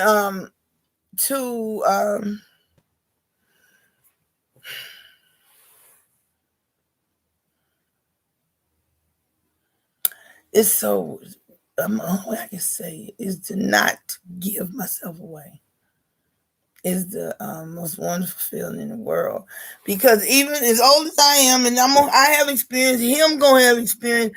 Just like I don't want Dirty Dick Dan, he don't want Loose Coochie Alice either. He don't. He don't. Okay, men be trying like they don't care. They do. They do. They might not care about eyelashes and stretch marks and jiggly booties and all that when the rubber meet the road, but they don't. I don't want a man don't care. Maybe I say it like that, and God knows that too. See, because my guy ain't no joker. Okay, I don't say he don't make me laugh, because he do. Oh, he do. He crack me up. Oh, no, I want him. Quit testing me. I had to be careful, because I be like, I tell God, I'm ready. Whatever you bring me, Lord, whatever you bless me with, We used to say that at my church. I stopped saying it because I didn't mean that. I'm too damn spoiled. I don't mean that. You gotta be careful. You ain't gotta do. I have to be careful when I'm talking to God manifesting. I ain't know whatever you bless me with, Lord, I'll be satisfied. No, I ain't. Then I'm lying. I said I want a man. Not him. You know, then God's like, what you want? I can't be going telling God I want a man. It took me a while to understand this about God and me. I couldn't tell God I want love. Then he brought a bunch of people around me who needed to be loved. And once I loved them up, they went on and gave that love to somebody else. They sucked up my energy and spread it out, which is what they came for. They came for healing and love. Then I said, God, I want somebody to love me. So I got all these broken people, broken birds and cats, and I still to today I have some of the strangest animals, and I know some of the oddest people. I love odd people. I love when they're not broken. We're just different. I love different people, but those are the people I attract because regular people, and I have to say it this way, as much as they claim to and they want to, they can't love people like us. They can't because anyway, I don't want to say why. Anyway, they can't. And so it took a long time to understand that. So I had to, when I asked God for my hymn, for instance, I specified and didn't know that I specified. I've been writing to a man since I was 8 years old. This man lives in my head. I've never seen his face, but I've always seen him. Now, understand, as I got older, he did not keep growing. Now, when I was little, he was tall. He was really tall. But as I grew, he did not get taller. You understand? And as I wrote to him, my love language changed a whole lot. My erotic poetry's to him, and I remember I made one of my body butters was named Him. Took me a while, but I came up with that name Him. It had nothing to do with this one. And then I asked God, could I have him? The one I'm writing to. I was so frustrated one day. I was like, God, can I just have him? Jeez, I'm so sick of these men. And I haven't dreamed about him since. Not that I don't feel him, I feel him. And God keeps telling me him is here with you spiritually. You just need to, this and that and this and that. I had to be ready for him. In 2017, had God brought me him, we'd been broken up by now and never, ever talking to each other. But now, we could probably have a minor disagreement and still not even walk away from each other to scoot down to the end of the couch or anything. I be talking all that shit about, the dog running off, let the leash go. Shit. Where you think you're going?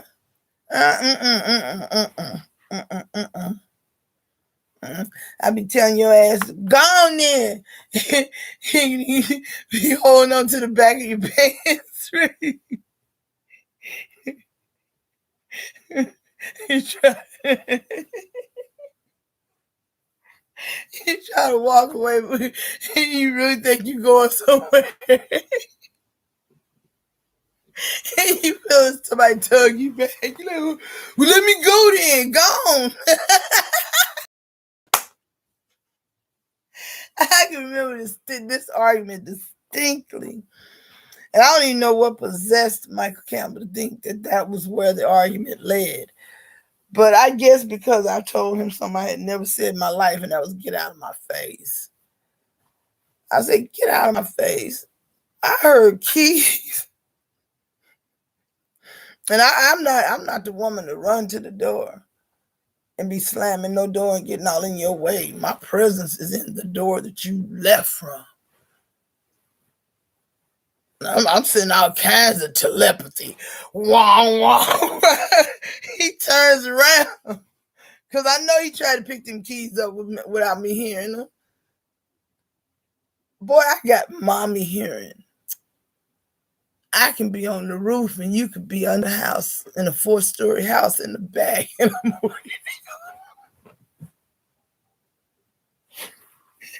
I got mommy hearing. I'm serious. I got mommy hearing. I got mommy vision. I'm talking about eyes in the back of my head. I got eyesight like a lizard. I ain't lying. Go on, sit down somewhere. They be like, "Would I ain't move?" Hell, my serious, my peripheral vision almost better than my vision up here. I need glasses again, but I see you. Be still. Let me stop playing. But seriously, he gonna try to leave. You said, "Get out your face." I did say that. Well, nothing in that sentence say, "Get out of my face and leave the house." I'll let that go.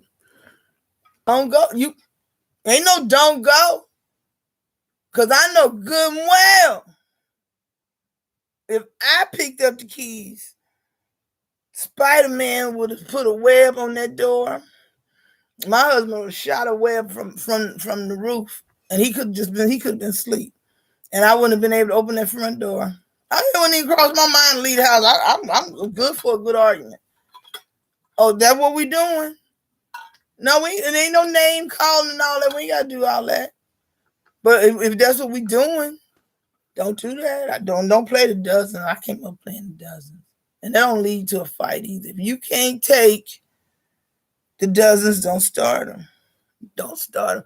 Don't say nothing about my mom. Don't say nothing about mom. Fuck you and the horse you rode in on. Man, don't be talking about mama like that. You just talk about my mama. A lot of people don't know that's what you talk about people's mama when you say that. I didn't know it either until my husband told me that I was talking about his mama. Because I used to say that to him all the time. And finally, one day, my husband was always so, he would explain things to me so slowly because sometimes I'd be like, he said, that you talking about my mama.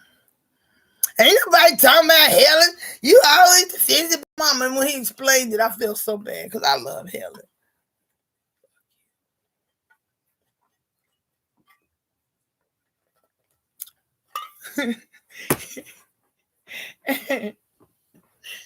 Yeah, well. Anyhow, I got off track. I always get off track. But anyway, back to trust. Okay, trust. Okay, now I'm kind of staying on track.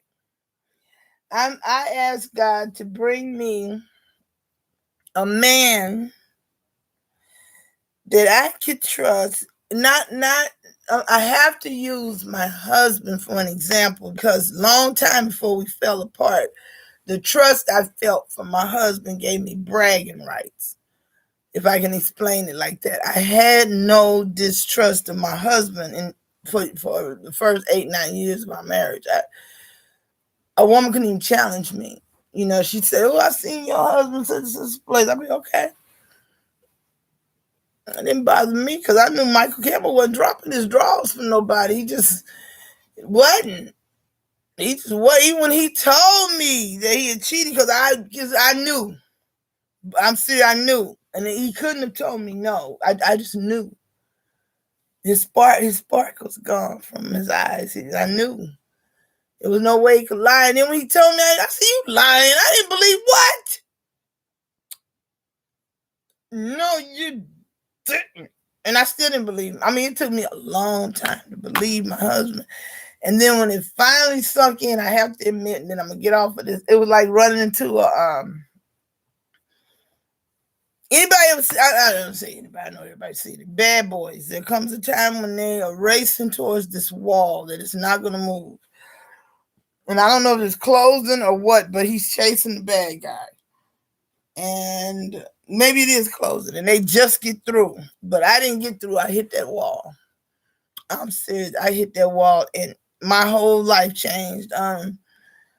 My performance went down, everything. Nobody even kind of like knew what was wrong with me. But see, God is good because I was still in Germany. I am talking about trust too, actually, because God always sends you an angel in disguise. Me. We're talking about Al, not you, me. Like a couple days after I realized that it was true and I wasn't functioning on my best level, I met there was a young sergeant that came to our ward. I was working ICU, and normally they would the ward master or whatever would introduce a person. With this person, just walked up to me out of the blue and said, "Hi, I'm Dee Goldsby." Her name was Sergeant Dee Goldsby. I used to say her name like that, but it was Goldsby. It was one name. She's married too. But she said the oddest thing to me the first time she met me. She said, "You look like you've been through something. What's wrong with you? He cheat on you?" And I just started crying. I did. And it was the first time in my whole marriage. It was funny. I still did not trust my husband or any of that.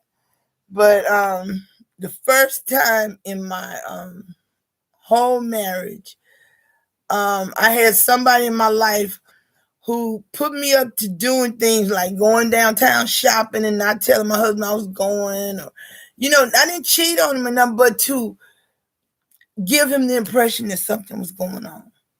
All right. Dee Goldsby always made it available for me to do that because she was a good friend and she knew the ins and outs of things like that. She wasn't cheating. I'm not saying she was cheating on her husband. I'm going to say that. She just knew how to not allow men to take her power, put it that way. She wasn't getting over on her husband. It was none of that. Dee Goldsby was a gem. She truly was. She was a gem in my life, and I appreciate her. But the trust didn't die till much later, or maybe I didn't realize that the trust had died.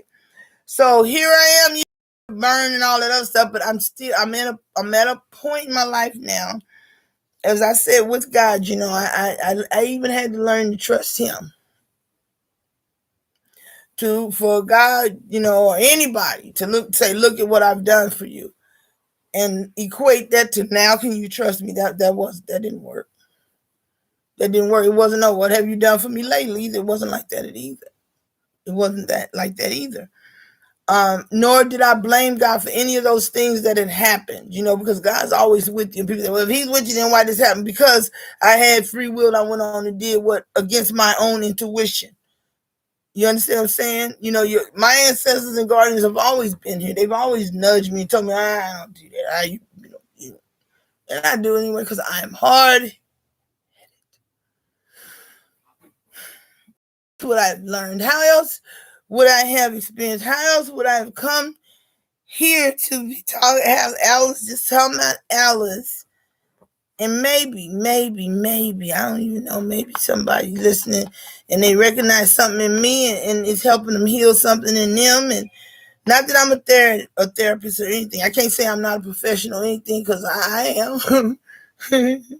I mean, really licensed and all that. But I'm just saying, but I'm not trying to give anybody any medical advice or anything. That's Alice talking about Alice. And Alice has had a lot of therapy. I got a lot of doctors. I mean, this went on for years. I'm talking about school counselors, all that. So I got some tools in my arsenal and I use them. And, and at this point, I have to say in my healing and my growth and everything, I have unloaded the best tools of them all. Number one is that I'm okay. I've always been different. I've always been different. There's always been things in my life I could not explain and nobody else could explain. Like why I could read. I've always asked my mama that, Mama, how come I knew how to read, sir? She said, I don't know. That's all she ever said. She said, you always did stuff. I've always done that. I've always known stuff and like I said, I could read. I don't ever think I was good with numbers, but Mama always said I was, and the teachers would say I was. I would say, I don't get it. And they say, but you just did it. But it's like numbers. I've seen it like in movies where they show numbers moving around and formulas. It's kind of like that in my head. I know the formula, like for medication, D over H times Q. That's over what you have on hand times the quantity. But where the fuck does the numbers go? What up with the numbers?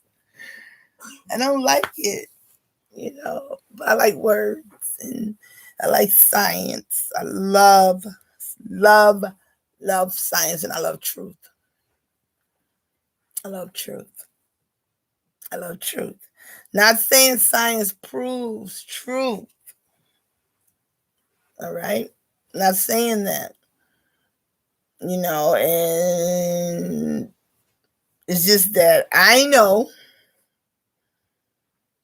that there is always the truth in every lie. Even when it's a lie, there's truth in it. And I know that because I'm a writer and I'm a reader. Even in a fictional story, some of it's true. There's some truth in it. That's why all the like old wives' tales and things, or whatever fables, I don't know whatever they are. I'm not gonna be labeling shit. I don't know what they call. But when somebody tell you things like, yeah, you let a person keep talking, they gonna tell you. Sometimes that's not all true, because people have a gift for gab and things like that. But I learned valuable things from people, because I love people, and more than their words, I look them right in their eyes when they're talking to me. Sometimes I look away because people often feel intimidated or challenged.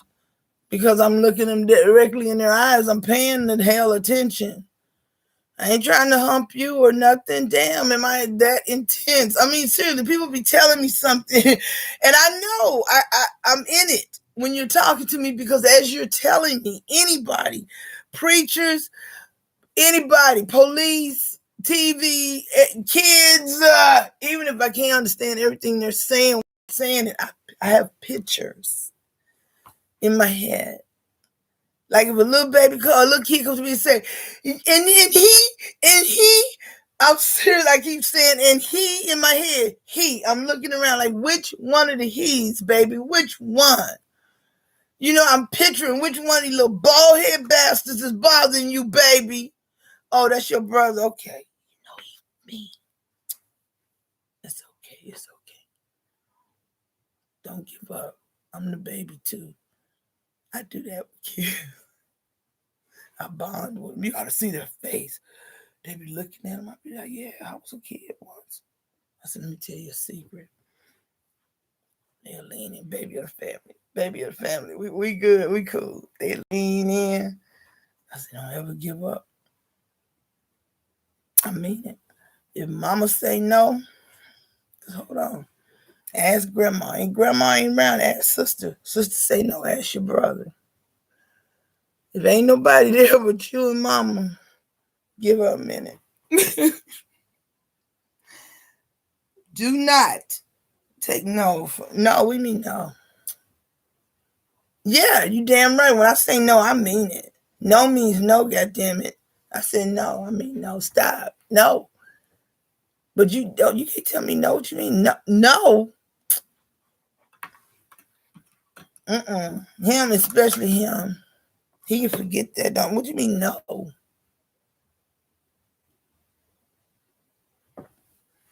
We'll bring them groceries in here. Take the garbage out. Damn, did anybody? I'm just gonna get just off just a little bit.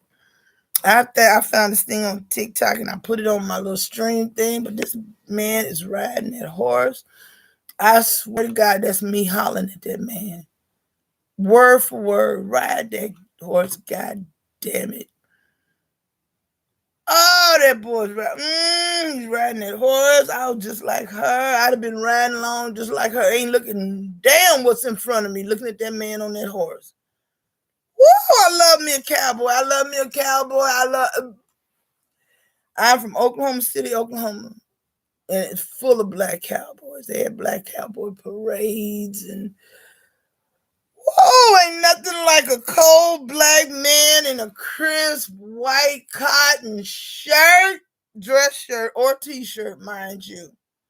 Some 501 button fly Levi jeans, a righteous cowboy belt with the buckle. Must have the buckle. Please have the buckle. And some gator cowboy boots. Stetson.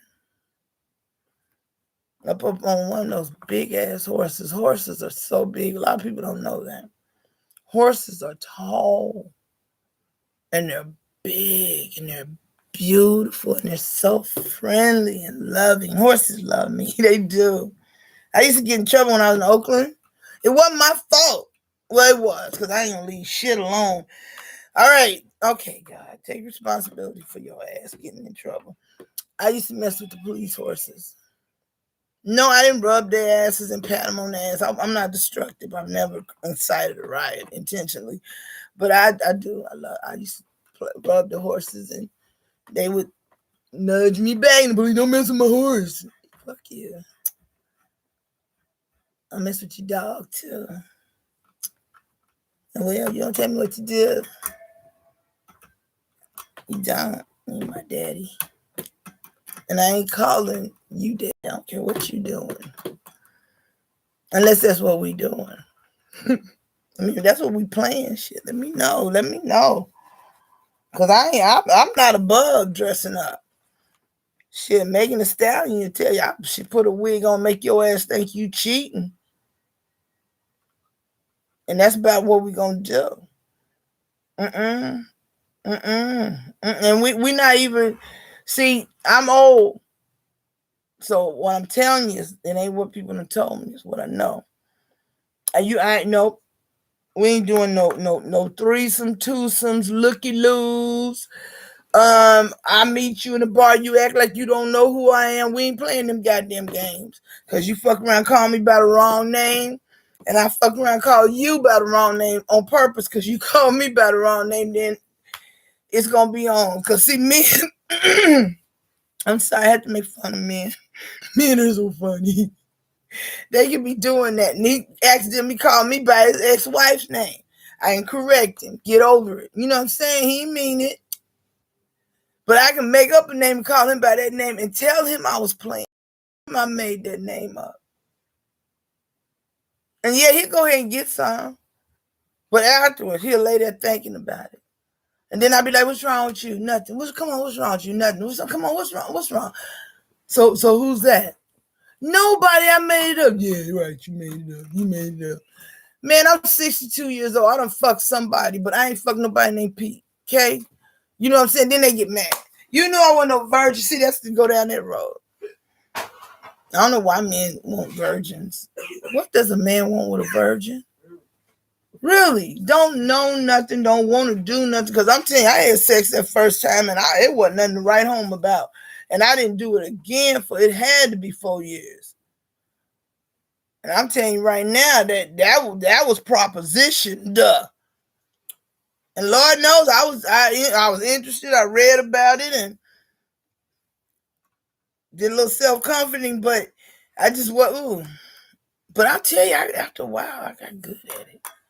I understood what it was all about. But that's growth. You know, I don't care. Nobody should begrudge anybody out there calling women hoes or young men hoes. Everybody should have a little hold'em in their life. You got to experience some things. Wrap it up. Be neat about it. Be clean. Don't get infected. Don't make no new people. You know, get out there and, you know, and get some experience besides Pornhub.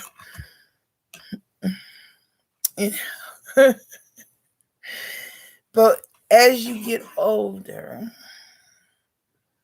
and you begin to know what it is that you want, Alice,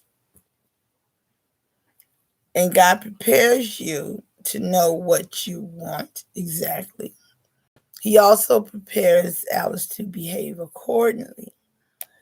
So basically, I'm saying God has taught me. He has brought me to the understanding. He has given me the revelation. He has brought me on this journey and revealed to me, through me, that in order to be happy, to have to get anything out of that hug, okay, we got back to it, okay, to get anything out of that hug and the holding of him and nurturing him and opening myself up and just loving him the way I want to love him, just go ahead and just, because that was my request to God, to have a man love me the way he always wanted to love a woman, scared or not. I'm scared too, but let's do this shit, right? But what I'll get out of it, is the freedom and the satisfaction that I'm free, that I can relax, and that I can not have to say I trust, not have to be asked, or do you trust me? Not have to have my trust tested, not, none of that. Just, I know that nothing's perfect. It doesn't have to be. I don't want perfection. If I request perfection, I'll have to be perfect. So what, it's like I said, God has brought me to understand, in order to have anything of him, I have to be what I want. I have to be the woman that I want my man to be. Not, I don't want my man to be a woman. That's not what I'm saying. But I have to be a good woman, and not a good woman according to the standards of man. Trust and believe me, what I know about what a black man wants has nothing to do with what I learned in church or anything like that. It's more of a it's just something I already know. I don't know. I know.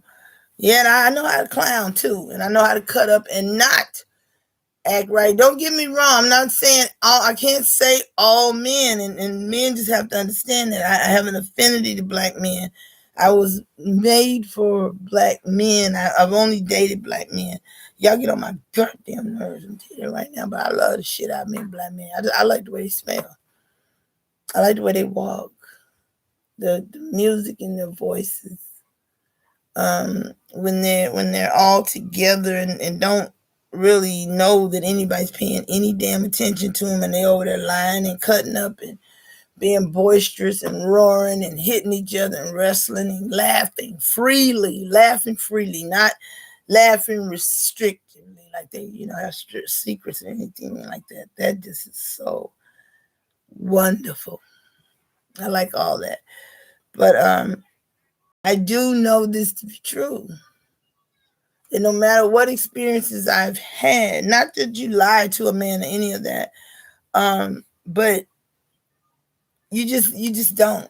You just don't. It's all about the way I carry myself in my 20s and all that. It wouldn't matter. I give a damn about. So I was already married. You understand what I'm saying? I didn't give a damn what a man thought about me.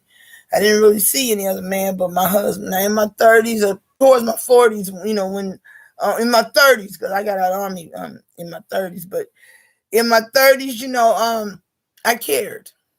I did. In my 40s, I was just brain damaged and I really didn't care. I was out there just fucking up and acting a fool. In my 50s, I was self-conscious and unsure. I didn't hit my 60s. I'm good. I love me. I love me very, very much. And I just know all these things. I know I'm capable of the most wonderful love for a person, and there's nothing wrong with it. I've been made ashamed of my love. Oh, you love too much. You know what? I never heard such a thing. I haven't. You too nice. I never heard of such a thing. I mean, I've heard of such a thing, but now I know there's no such thing. It's like there's no such thing as perfect. Perfect. There's no strive for perfection. Nope. That's like chasing crack. You'll never get satisfied because there's no such thing as perfect. No such thing as perfect. The left side of my face will always look different from the right side of my face. My left titty will always be prouder than the right one, and the right one will always complain. I'm always going to be complaining about that toe. When my left foot can dance all night, it's a goddamn toe on the right foot decides, okay, we're not going to do that. I'm just saying, there's no such thing as perfection. And I don't want a man to think he has to be perfect or that he has to be some macho mountain climber that never feels anything, has never been hurt, never feels sadness, don't want to say I failed, it didn't work, none of that. That's how, to me, that's how secrets are built. And secrets are built. And I'll tell you how I know, because I've built some. I'm the kind of person, I'm not saying I've never lied, because I can lie. I spin a yarn now. I'm a writer. But if I have to lie to you, you got to give me a minute. I have to practice it on the way what I'm going to tell you, because I'm going to stick to it. I'm taking it to the grave. If I tell you a lie, I'm sticking. I'm a gymnast. I stick my landings. I'm taking it with me. You can even say you lying, I'll laugh. And because I'm not a real good liar. And you can look dead at me and know I'm lying. If I'm lying, I'm going to keep it. I'm going to keep that. No, I'm going to keep that lie. It wasn't me. I didn't do that. I don't mean that. Anyway, I'm just saying, and I tell people bluntly, plainly, no, I will not lie to you if I love you. And if I lie to you when I love you, it's because you made me. And people say, how do people make you lie? Well, number one, right there, you yelling at me because I'm talking to you, then I'm going to lie to you to keep you from yelling. Because you're yelling at me, being that I've been beat up and all that other stuff before, I feel threatened. All right, so I'm going to do what I need to do, self-comfort, to not feel threatened. So if I have to lie to you, then so be it. Then I'll lie. Except I'm not going to tell you something you ain't. I find out, don't do that. Because then you be the only one in the room lying to them, and they keep coming back to you to reaffirm that lie. I'm wonderful, right? Right? No, you're not. Okay, never mind that. But also, I'm just saying, I have to, I have to, and I had to, and even like I say with Verano, just this morning, I stopped all of the fussing and rushing because I'm rushing. It's not his problem to rush, it's me. For instance, I'd say, I ask God, to just, I don't want a man with no experience. I mean, even in heartache, even in grieving, and I really, at my age, I really don't want a man younger than 50. Because, he hasn't experienced, and he really hasn't experienced anything. People say, oh, age. Yes, age has a lot to do with far as life experiences. I don't care if he learned something or not. He still has experienced deaths and so forth and so on, and because of that, I'm saying, yes, I want someone who has experienced a loss of death. I don't wish death on anybody, but for instance, with my losses of the people that I love, I don't want to have to explain when I miss my mama. If I'm crying and it's like, what's the matter? I miss my mama. Okay, well, give me a hug. Let me work it through. It won't be all day. I'm not depressed. I'm not going to cry for 30 minutes or an hour. Sometimes it's just a few tears, but I need to do that. But if I had to defend it, I have to hide it. I'm not going to do all that. I'm not. That'll start an argument. No longer will I shut myself down. So with my hymn, this is how, you heard me say, I know who he ain't. And these are my pointers on how I know who he ain't. And people, this is not something that a person can hide. Like I said, about my light, my energy, and all that other stuff.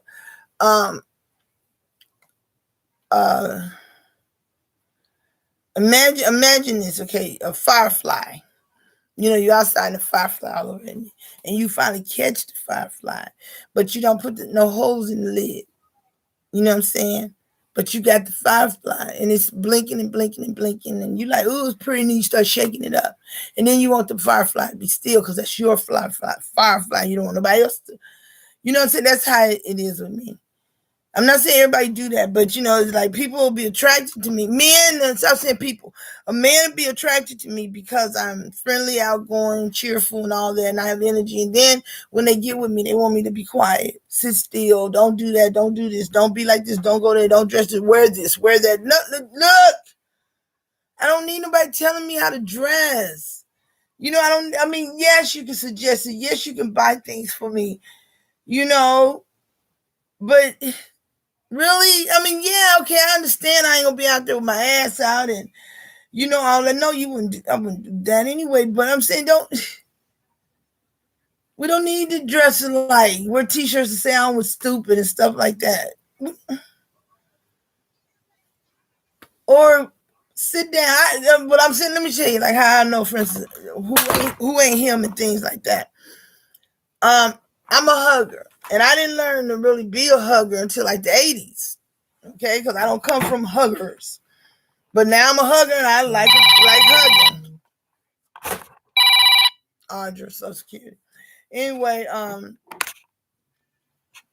I know a guy, and he likes me to hug him, but he kind of let me know that if I got with him, I can't be hugging nobody. You can't be hugging nobody but me. I did a serious Sergeant Campbell about face and walked straight on over to the dance floor and danced.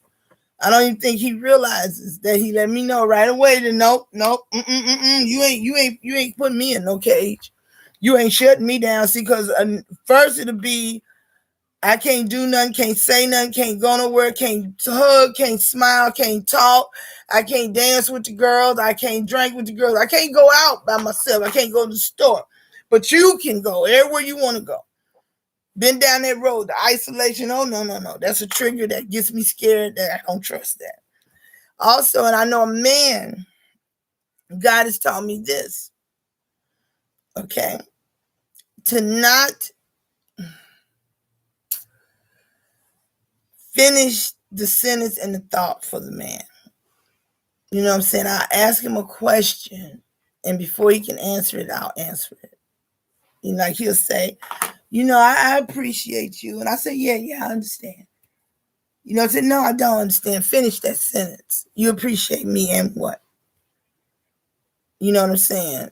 I need to let people finish, But, I used to always feel that, I know everyone isn't, as my grandmother say, as eloquent with words as I am. They're not often able to express their feelings the way that I am. So, I call myself helping.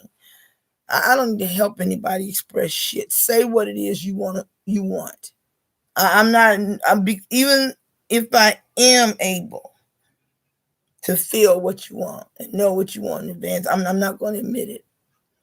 I'm not going to do it. Yes, I will anticipate his needs because I can do that.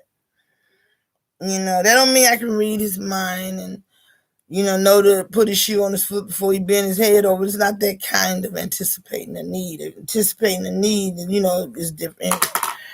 And as God said, I'm already spiritually connected to him because I made a joke one time on Facebook that I was going to put something on my head so I can quit talking to him because I talk to him all the time. He talks to me.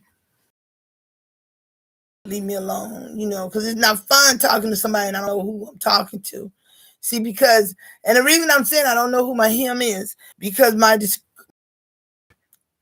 it's admirable. I admire strong black men. And when I say strong, I mean, it's just hard to explain because a lot of times there goes that thing where I trust people till I don't. A lot of times I think a person is strong and they're not, they end up being a coward. And what that does is piss me off. It really does. And that just goes back to that alpha. I always say, people, that's what you are, you don't have to say it. I see those things too, that a rich man don't have to say he's rich. Actually, a rich man does say he's rich. He says it by the way he carries himself, by the quality of his clothes, by his skin, his hair. You understand? A rich man says a whole lot of things. Words, saying isn't always verbal. Okay, so all that cliche shit people be posting up, don't buy into that. If you want to talk about anything you want to talk about it. That's the way I feel, So I'm talking about this. With the trust thing for me, I don't want to have to pull teeth to get in. My biggest problem is, and it is a problem, just like anybody with any gifts, Any gifts. If you can sing anything, it's a curse and it's a gift. Because everywhere you go. So I'm not a singer, but everywhere you go, people want you to sing. They want you to sing. They want you to sing loud. They want you to sing a long time. And they want you to sing for free. Then they get insulted if you don't. You greedy if you don't understand. It's a gift and a curse. Okay, so I'm not talking about singing though. But I'm saying, for instance, with my hymn, I already know a whole bunch of stuff. I know stuff I probably don't want to know, but I know a whole bunch of stuff. But I'm not going to be asking a whole bunch of questions. I just want them to, while I'm holding them or after I hold them, as we getting to know each other a long time before I'm going to do it to them. I'm going to let you know that. I am going to do it to him. I be wanting to do it to him when he's talking in my head. But they haven't yet. Anyway, what I'm saying, while I'm holding them like I'm supposed to, God's orders are right after the next day or whatever, before we do it, I need to know what I already know. I need my hymn to tell me what I already know, because just like preparing me for him, God is preparing him for me. So all those things that I because sometimes we have secrets and we don't even think they're secrets and we just forgot about shit. He knows about all that stuff. He does already. It's just one of those things. I know shit that I probably shouldn't know, and I'm not judging, and it don't matter. It doesn't matter what a person did. Yeah, it matters, if you have children and you're not taking care of your children. It matters if you're a rapist, a sodomist, a pedophile, or a serial killer, okay? Did I list it? I did. It matters if you eat my Snickers. If you're going to bite it, eat the whole damn thing. And make sure you bring me another one before I miss my candy. So that's on the... Eating my Snickers bar is on the list with you cannot be a pedophile and a serial killer. Yes, I did throw that right up in there, didn't I? I ain't playing. Put the Snicker down and back up. Don't mess with my candy. And yeah, I eat in bed. But see, God already know. I can't hardly sleep on a crumb. I can't. I'm the Princess and the Pea. If you have never read the story, look it up. There's a fable called The Princess and the Pea. That is me. I don't even know why they make those sheets supposed to flick the moisture. And God, why haven't I thrown those sheets away? I took my happy-go-lucky ass and put fresh, flick those sweat sheets on the bed. It was like somebody wrapped me in cellophane. I couldn't get out. It's not anybody's fault, but it's supposed to flick the sweat, and keep you. But I have night sweats, number one. Number two, I have on a heating pad in the bed. Okay, I must come from that era where we had bed warmers, because I always go in and turn on my extra large heating pad, let it heat up my bed before I get in. I don't always lay on it because they got them little balls in it that's supposed to be massagers, but all they do is groan. And if you lay on one of them wrong, that shit hurt. Where did get them damn rocks? That shit hurt. Anyway, it heats up my bed, so I had that on. Then the fan is on, but then I got all this heavy ass cover and the sweat flicking sheets. It's like I'm in a pool of water wrapped in cellophane. And I be stuck. But I can't stand crumbs or anything. So what I end up doing, I manage for one night, I can sleep between the fresh sheets one night. The next night, because I get up in the morning, I make my bed. I always make the bed because I don't want any crumbs in my bed. I can't sleep with any crumbs in my bed. Not one little bit crumb. I mean, one teeny weeny crumb feels like it's about that big. And I have to end up sitting up until I find that crumb. It just drives me damn crazy. And it's a shame I eat in the bed. That's right, I do. I eat in my bed. But I told God that he can eat crackers in my bed too. But I know men like to sleep on the side close to the door, and that would be the protective things to do. But I had to pull that bed off and up against that wall because the last thing you want me to do, the last thing him gonna want me to do is crawling over him when I gotta pee. Talking about squirting, that ain't no squirt. I'm pissing on you. Believe me, I can't be doing all that when I got to go pee. When I got to go pee, I got to get it. Make that shit happen. My titty itch. I'm trying not to show that off. Damn. And I cut all these nails off, y'all. Let me tell you something. Oh, for years I've had my nails, I get them taken out and put it back. Oh, Lord. I took these nails off and I got to scratching. God, this shit feels so good. Those nails are so impractical. They don't scratch worth the damn, and I'm always itching.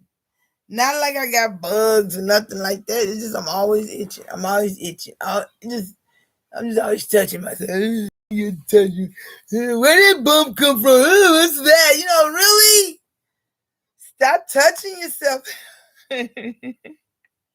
Keep your dress down, your legs closed, and your hands out your pocketbook. That's a damn shame. I remember that from 2 years old.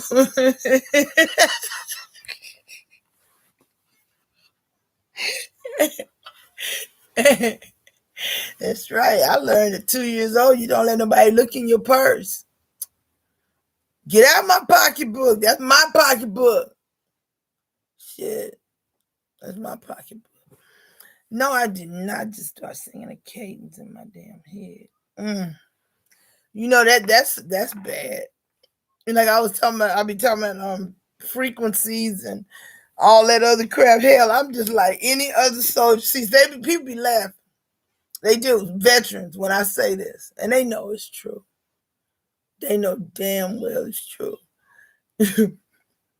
One day somebody gonna reach in their pocket and pull out one of them little cricket clickers and say, right? And we gonna all be like, I'm serious.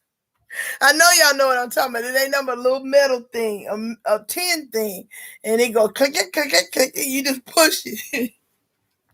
Something as simple as that. You're gonna set all us veterans on the same mission. Watch. I don't care. I know damn well I'm brainwashed like hell. I am. I can get a smell. And shit. And I start thinking of ways. I put it this way. I never go into, when I go in, I put it this way, anytime I enter any building, I look, before I get on the elevator or anything else, I look for an exit. I don't give a damn if I don't read the sign. I could care less if it says this is not an exit. If there's an exit sign over the top, that's an exit. I don't like being in buildings where there's no exit. Now, I've never been trapped. It has nothing to do with being trapped. It has to do with being trained. You never go in with no way out. And Krishna, God will never put you in no way out. That's right. Because he tell your ass to look for an exit before you go in. I don't care what nobody said. That's how he work with me. You see a way out, you see a way out, you see a way out, don't go in. That's how he deal with Alice. Anyway, I'm going to stop talking about my hymn. I'm going to stop talking about my hymn for right now, because when I talk about him too much, I start to want him, and I don't even know who him is, and I ain't going nowhere to look for him, and I ain't answering no spam calls, and so and nobody have my phone number, so goddamn. Anyway, it's almost time to get in the shower. I'm sorry, I don't know about everybody else, but it's almost my bedtime. I try to stay up. I do, but my body said, "Ooh, lay down." Then I lay down. Well, I'm not done. I lay down. And I didn't finish telling you. One night I could sleep between the sheets. The next night I put the top sheet down and I sleep on top of the top sheet and under the blanket. Then the next night I have to get a whole new sheet and put that sheet on top of the top sheet so that I can have a sheet between me and the blanket. All right. Which the next night I end up sleeping on top of that top sheet that I put on top of the other top sheet without taking that top sheet off the bed. Oh. So anyway, look it up. Princess and the Pea. I am. Weirdness, and that's what word people say, weird. But just like for instance, when I went in the army, I didn't tell them a lot of things. Like for instance, I knew a long time before my husband and I went through the fertility clinic that I was hormonally different. I knew that. I knew that I was different, that I had different secretions and all that. I knew that. I didn't know how to tell the doctor. I didn't want to act like I knew more than the doctor. Because a lot of times, if I would even let them know I was a nurse and started talking, they would start trying to talk over my head. And then they think I'm going to sit there and diagnose myself and all that. Really, they start talking over your head if you think you know what they know. Sorry, I said ski and I'm sorry, I didn't mean it. That's the only word I know. Can you come back down here and tell me what you're talking about? But I found out a lot of things, because I know a lot of people say, oh, I attract bees and all that. I mean, without perfume and all that. I attract mosquitoes and bees and, flies. Not because I stink. I don't smell like shit. But it's nothing for a fly just to come and sit on my damn arm like we friends. A ladybug, anything. I'm serious. People think I know people think I'm crazy. I'm serious. Like I said, horses love me. Animals love me. I don't like going to the zoo. I don't, because I can feel that they're not happy and they're uncomfortable and they watch me. It's not a paranoid thing. They watch me. Not like they want to eat me. They just watch me like they know I feel sorry for them, and if I could, I'd let them out. And I wouldn't, because you know what, I can't run. I know the lion won't get me if I'm the middle person. He gonna get that one in the back. I already know that. I done ran from a lot of dogs. Long time there was a leash law. When I came up, damn, a leash, run.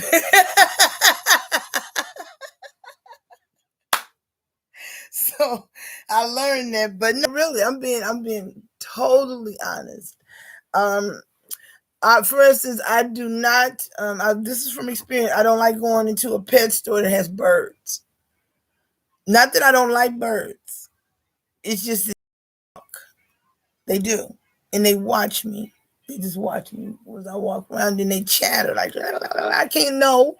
I'm not claiming that they chatter in words. They chatter. I already hear music, and then, for instance, okay, I already hear music anyway, and I hear voices. I hear talking. It sounds like a TV is on in another room. That's the only way I can explain it. Not like this. Nobody's whispering to me. It's talking. I hear talking. I can tell if it's a woman, a man, or child's voice, but I can never really quite understand what they're saying unless they're closer. Then I can hear, and yes, I've heard it closer. But also, when people are speaking in another language, oftentimes I know what they're talking about. I can't explain. Like if somebody said what they say, I can't tell you what they said. It's just like I can understand what they're saying. It sounds like music. Languages to me sound like music. It does when people talk. It sounds like music. Birds and stuff like that sounds like music, which in turns into a language for me. I can't decide. For instance, my son, me and Verona right here. Verano don't have a lot of words, but Verano and I have always communicated telepathically. I have always known what that baby wanted in words, as if he's talking to me, but I can't translate it. He'll say something, and I'll answer, and I'll talk to him. And somebody said, "What'd he say?" And I'm like, and then they just look at me like I'm making up an answer. No, I understand. I just can't translate. And yes, my animals do talk. My cats, everybody's animals talk to them. I don't care. You don't want to admit it. They do. They talk. They do. And again, as I say, well, I haven't got to the secretions and all that yet. With the voices, I never, ever, as hard as I tried, ever believed that anyone left and went to heaven. I never believed in purgatory or any of that, because I've always understood that they're right here. They're right here. They don't leave us. And they're not trapped. They don't have to go into a light. They are the light. They don't go anywhere. They are here to guide us and keep us on the right path. We call it our conscience, and someone said it, and we call it God, and we call it a lot of things because there's something higher than us in us. Okay, but it's in us, not outside of us. All right, I didn't mean to look like I was praying, because I'm not. But it's not outside of me. I was just somebody else. And I often say this, I reformed. I tried so hard, not just in religion, but in life, everything. And that's, I believe that's really when I lost myself, is when I lost my mind. Truly. It had nothing to do with failing or not accomplishing, because I've never been an overachiever. Yes, I'm going to go and get that shit done because I want it. That's me. That's me. You know, how you going to tell me I can't have no goddamn sucker? What you mean? Yes, I can have it. I'll get it. I may not get it today, but I'm going to get that green sucker. And I'm going to like it. I don't have to be first. I'll be next. Seriously. But that's just part of it. I've never, and I used to get into so much trouble, when I was, because I asked questions. I just learned to not ask questions at all, even relationships, because people get so bent out of shape when you want to know the truth. Even when they believe in a lie, they know it's a lie. You're reading it, and it's a lie. You laugh about it. You say it's a lie, and they say, okay, it's a lie. And then they go right on back to believing that lie, right on back into the groove and the drone, and people expect you to go along with that too. It's just I always known that. Don't nobody go nowhere. Ain't nobody gone to a better place. The better place, is outside of this damn body. Our spirits are just they use these vessels, for what the purpose is. We're trying to have relationship experience because we have purposes. People are not just upon this earth just for the sake of upon this earth. Yeah. People have gotten lost and think they're just here to exist, but that's not true. Everybody has a purpose. And that's not to be somebody else's fucking flunky and make somebody else rich. No. The earth is rich and the fullness thereof belongs to us anyway. Anyway. That's why they keep trying to confine us and control us and kill us. Not just us. I'm not talking about blacks. I'm talking about people. Now they want to do us all because everybody's remembering now what we're here for, what we're supposed to be doing, and trying to start doing that. And it don't have nothing to do with cosmic. We're not. I am not a sheep. I tried to be a sheep, but sheep get eaten. I'm not a sheep. I'm a lioness. And lionesses have to have a lion, or we devour anything less than that. So don't be tender. If you're a sheep, roar. I'm gonna eat you. I like lamb. I do. Oh God, I love lamb when it is prepared correctly. Ooh, that's some good stuff right there. I like liver when it's prepared correctly. When I cook it, I like it. Anyway, I don't know how I guess I'm getting hungry again. But let me see what else is odd about me. Don't get me wrong. Even though occasionally, I kind of know when things are gonna happen before they happen. Everybody does that. Everybody gives in that area, but to know that I'm energy and all that used to really get to me when people would expect me to turn my light down, and I know I can hear it vibrating sometimes too. I do. I know that my energy sometimes is like wong, wong, wong, wong, wong, and there's nothing I can do about it. I'm not going wong, wong, wong because I'm trying to turn on somebody or to take them away from somebody. It just turns on, and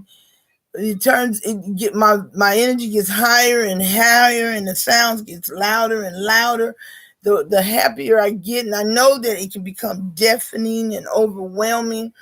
And so that's why occasionally while I'm dancing, I take off and just go into the music, into the wave, and that way everybody can focus on the beat of the music instead of focusing on the sound of my wong wong. And that's probably why when I really like a man, I can't be articulate and have it all together and all that, blowing snot bubbles and acting a damn fool. I just anyhow, that's the strange. That's what some of the strange things about me. I see. I already said I see people. No, there's nobody in here sitting down on the couch talking. It's not like that. It's not like that. Um, People who see people, not the only one. People who see people know that these people are just like they're with everybody else. They're not like everybody's talking about, not Illuminati and the clones and the fives, all that. Not that. The people that I see are not robots and aliens, are not they're dimensional. I understand. I understand that we are not the only planet in this world. Believe me, a long time ago, I did not know that the name was Anunnaki. All right, people might think that's a conspiracy and all that, but I knew a long time ago about Anunnaki. I knew that Jesus is an Anunnaki. God is an Anunnaki. The Anunnakis are the original beings. And if you listen to the conspiracy theorists and all that other stuff, and also the white man who was in charge and who was the Anunnaki, he speaks as if the Anunnaki is coming back to destroy the earth. Anunnaki is of God. God doesn't destroy what he has built. See that damn fly? He destroys evil. God didn't build evil.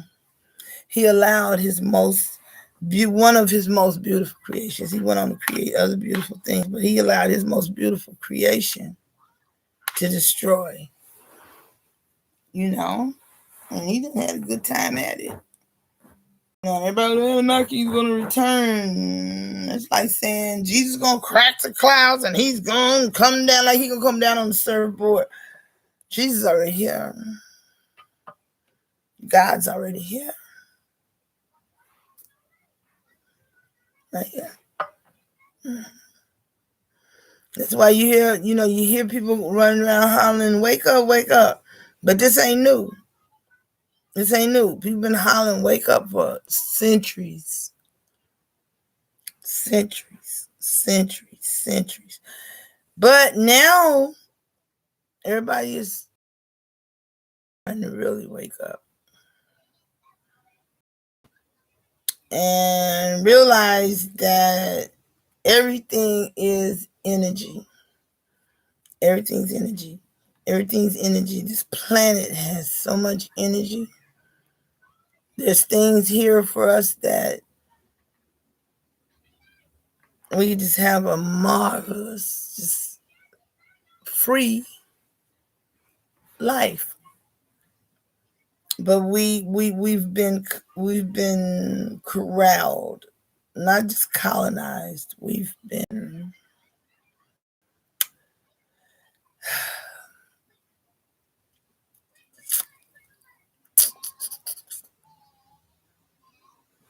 not killed because that didn't work.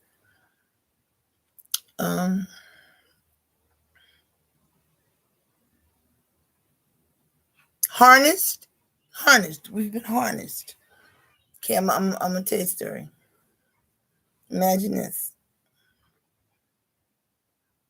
We're dancing and beautiful and everything's wonderful. All these dark, beautiful beings. We meet other beings, and I'm not saying white people, but we meet other beings. Rescue them, teach them, do all of those stuff. And when they feel that they have accomplished our level, now understand. Look at all the movies. The computers, any amoebas or anything. Once it learns the host, it feels like it is better than the host. It will duplicate the host. And even though it is a copy of the host, it will try to destroy the host. Thus, anything that comes after the host won't remember that there was ever a host. That the amoeba is actually all there is. That is the original. This is where it all began. When that's a lie. And who was the father of lies? All right. But that has nothing to do with nothing, really. Just attitude and a turn in the energy. Because one thing is true, they tell you. Okay, so just imagine this Big Bang Theory clap. Bang, boom, the land was found. We teach them. Do all this other stuff. The becomes equal to the host, because the host is of God, of straight up love, that there is nothing in that host that would even make them think that the amoeba will betray them, because they are open, kind, and nothing but love, has been nothing but generous. There's no reason to steal because it's open. You can have all you want. You can carry it away if you must. Put it in your pocket, but there's no reason to, because you can have your fill. But that's not enough. There's no reason to kill, because we love you. You don't have to kill anybody. We respect souls and spirit, but you understand? So one day, this person said, take me to your leader. Now imagine encountering all these intelligent beings. Not only are they beautiful, capable, but they can fly. They can speak without opening their mouths. They can manifest, they create. You understand? They have transportation. They can cure themselves and each other, all that. All right. Oh, wow. You're just amazed. I mean, amazed. I got to keep this. I got to control this. I got to make this work for me. Damn that they'll just give me everything I want, and I don't have to work for it at all. I can have as much as I want, live anywhere I want, have who I want, marry who I want. But that's not enough. I want it all. And I want to control them too. And if I can't control them, I'm going to kill them. And one thing about them, I have a bloodlust. So once I start killing one, I'm going to continue to kill, and it's going to be fun. And then I'm going to spread my virus of greed and lust amongst them, so that they also are greedy and all that, because I'm going to kill the leader, which will give me time. I'll freeze the mind long enough in shock to control it. I'll control the mind long enough to get them to start controlling their own mind.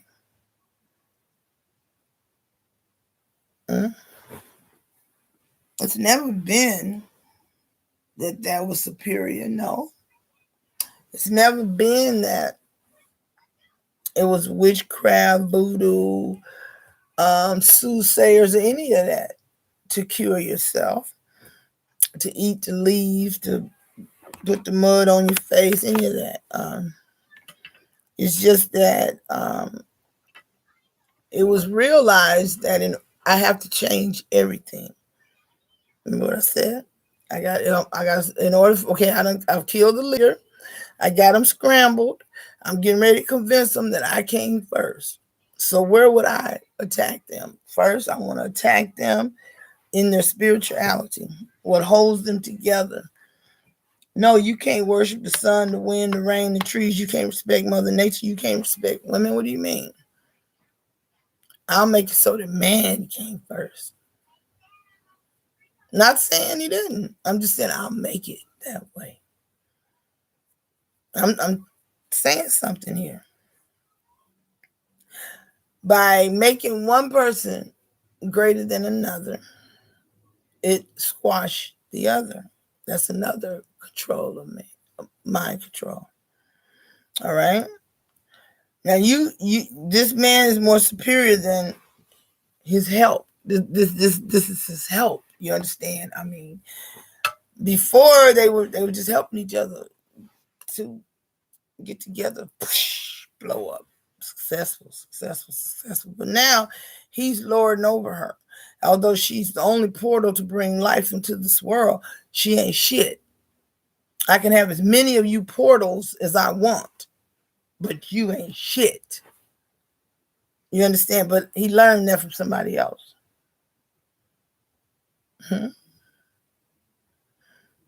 And up to this day. And I say this out loud. There's no way that for instance, the clergy who taught me, and I've been taught very well by some very intelligent men, the best. Okay. I know they know what I know. And this is true. And black men don't have to admit it. Because of the way that black men have been treated and that black women have been treated, and all of the things, the brain thing that's been done to us and everything, instead of realizing, seriously, this is not a bashing on black men. Instead of realizing that that the black women, not that we are more powerful than you, but that we are powerful. God made us powerful. He made us powerful. He made us powerful. He made us powerful because we have to protect you. We have to look out for you. We have to portalize you into this world. If the women, like for instance, I wasn't a portal to bring one into the world, but I was still a caretaker of those who had been transported into this world. That's what we do. And we don't stop with just the transports. We nurture the men, all of them. Black women, no matter what a black man take us through. And I'm going to leave that right there. And I got into heated one time with a black man because I told him, I said, the saddest thing about it is no matter what goes on, because of the brainwashing and the systematic thinking that we have, no matter what goes on in our lives, I'm talking about the black man and the black woman. The black man blames the black woman. He can say he don't. He can say he don't. He can say he ain't mad at us. But your actions show how disappointed you are in us as a whole, as a race of motherfucking women. Black men are so disappointed in us. We are second-class citizens. We never measure up. We can be intelligent, rich, boss-ass motherfucking women, own our own houses, our own cars, do it by ourselves. If we do it by ourselves, we're doing it by ourselves and we don't need them. If we need them, then we thirsty. But every other woman in the world can want them, use them, walk all over them, get them skinned, boiled in oil, lynched, hung, ran over, fucked in the ass, anything. But they mad at us for us. Same thing with black women. We so mad at black men.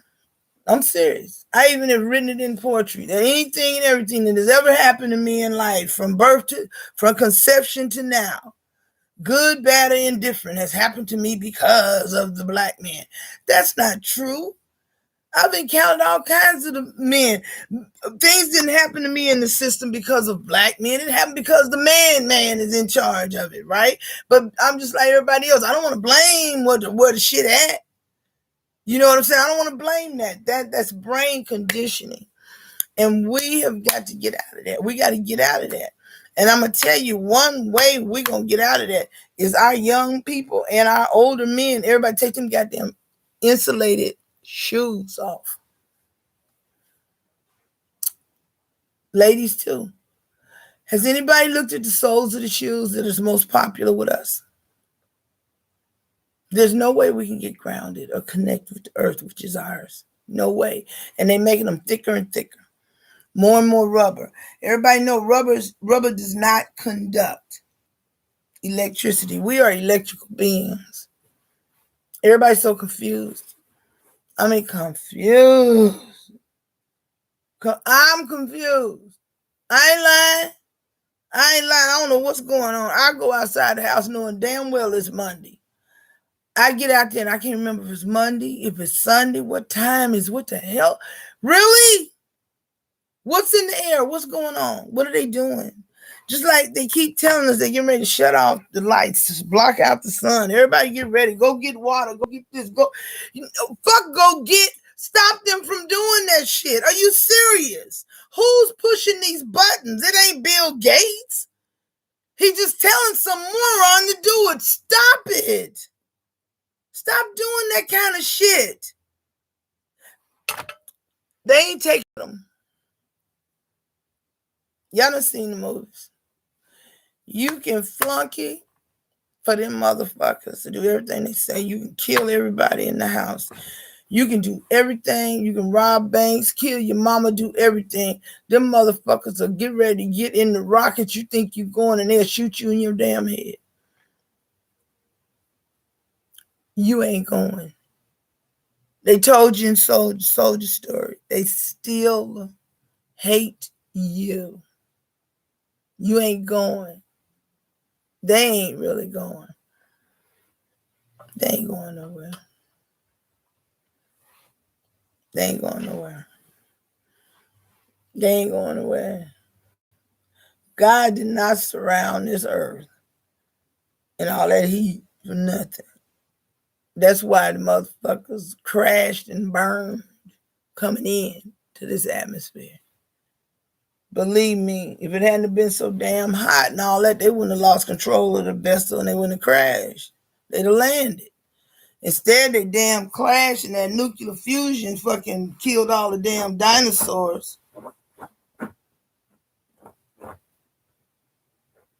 Just like you see that thing, I think I put it on my news feed. They tell me they over there in goddamn Iraq digging and they hear moaning, groaning, and chains rattling coming from under the ground, and you gonna keep digging. Legend has it this is where God told them to bury the Nephilims, and you gonna keep digging. No, wait a minute. I ain't trying to be funny, but I'm serious. All right, you gonna keep digging. You know damn well Nephilims, number one, eat you. They're gonna eat your ass. Mm-hmm. Ain't nobody that I know over there digging.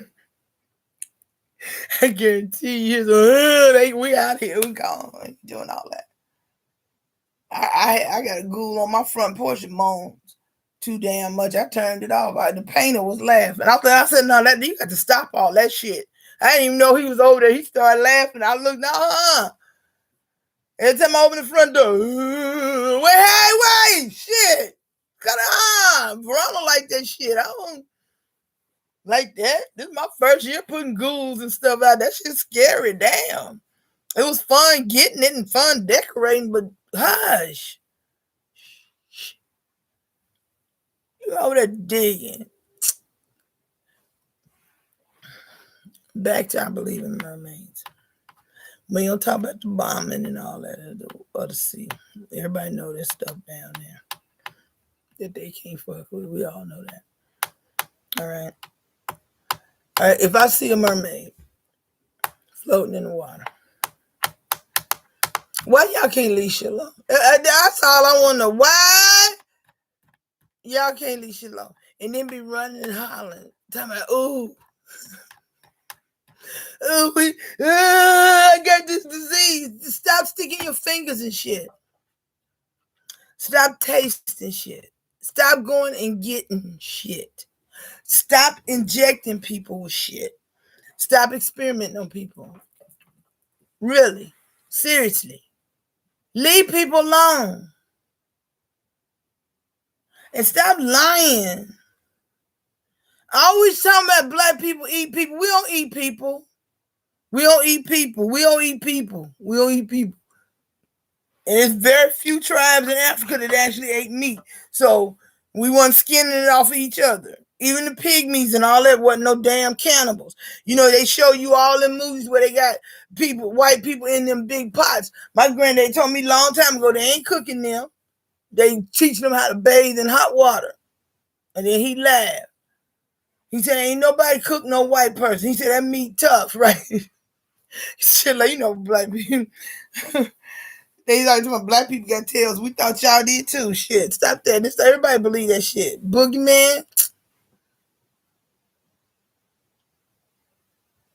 Stop. We are not the violent, vicious, man-eating people. We're not. We're not blood drinking and all that. We're not. Yes, black people. We really done picked up on a lot of bad habits. You know, even spirituality. And I'm gonna let this go because I'm getting hungry again, and it's really getting time for me to stop. I've been talking too long. Our spirituality. I'm gonna say it again. I'm very spiritual. I come from a long line of alchemists, and I'm not a witch. I'm not a witch. Alchemists are not witches.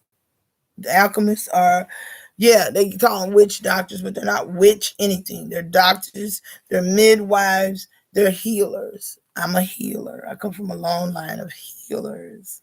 Yes, a lot of healers were labeled witches by demonic ass, hating ass people.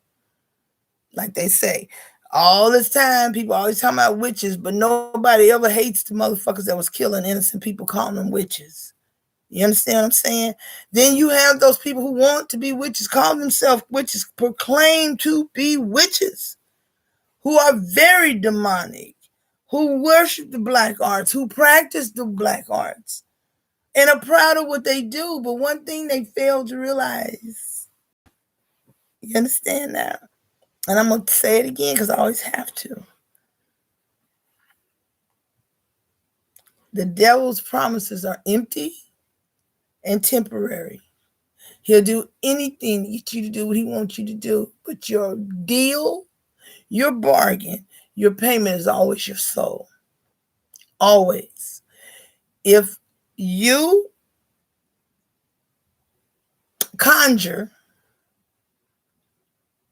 in divination under the black arts, you are bargaining with the devil. Call him Slewfoot, Craig, Charles, call him any fucking thing you want to. You struck a deal with him.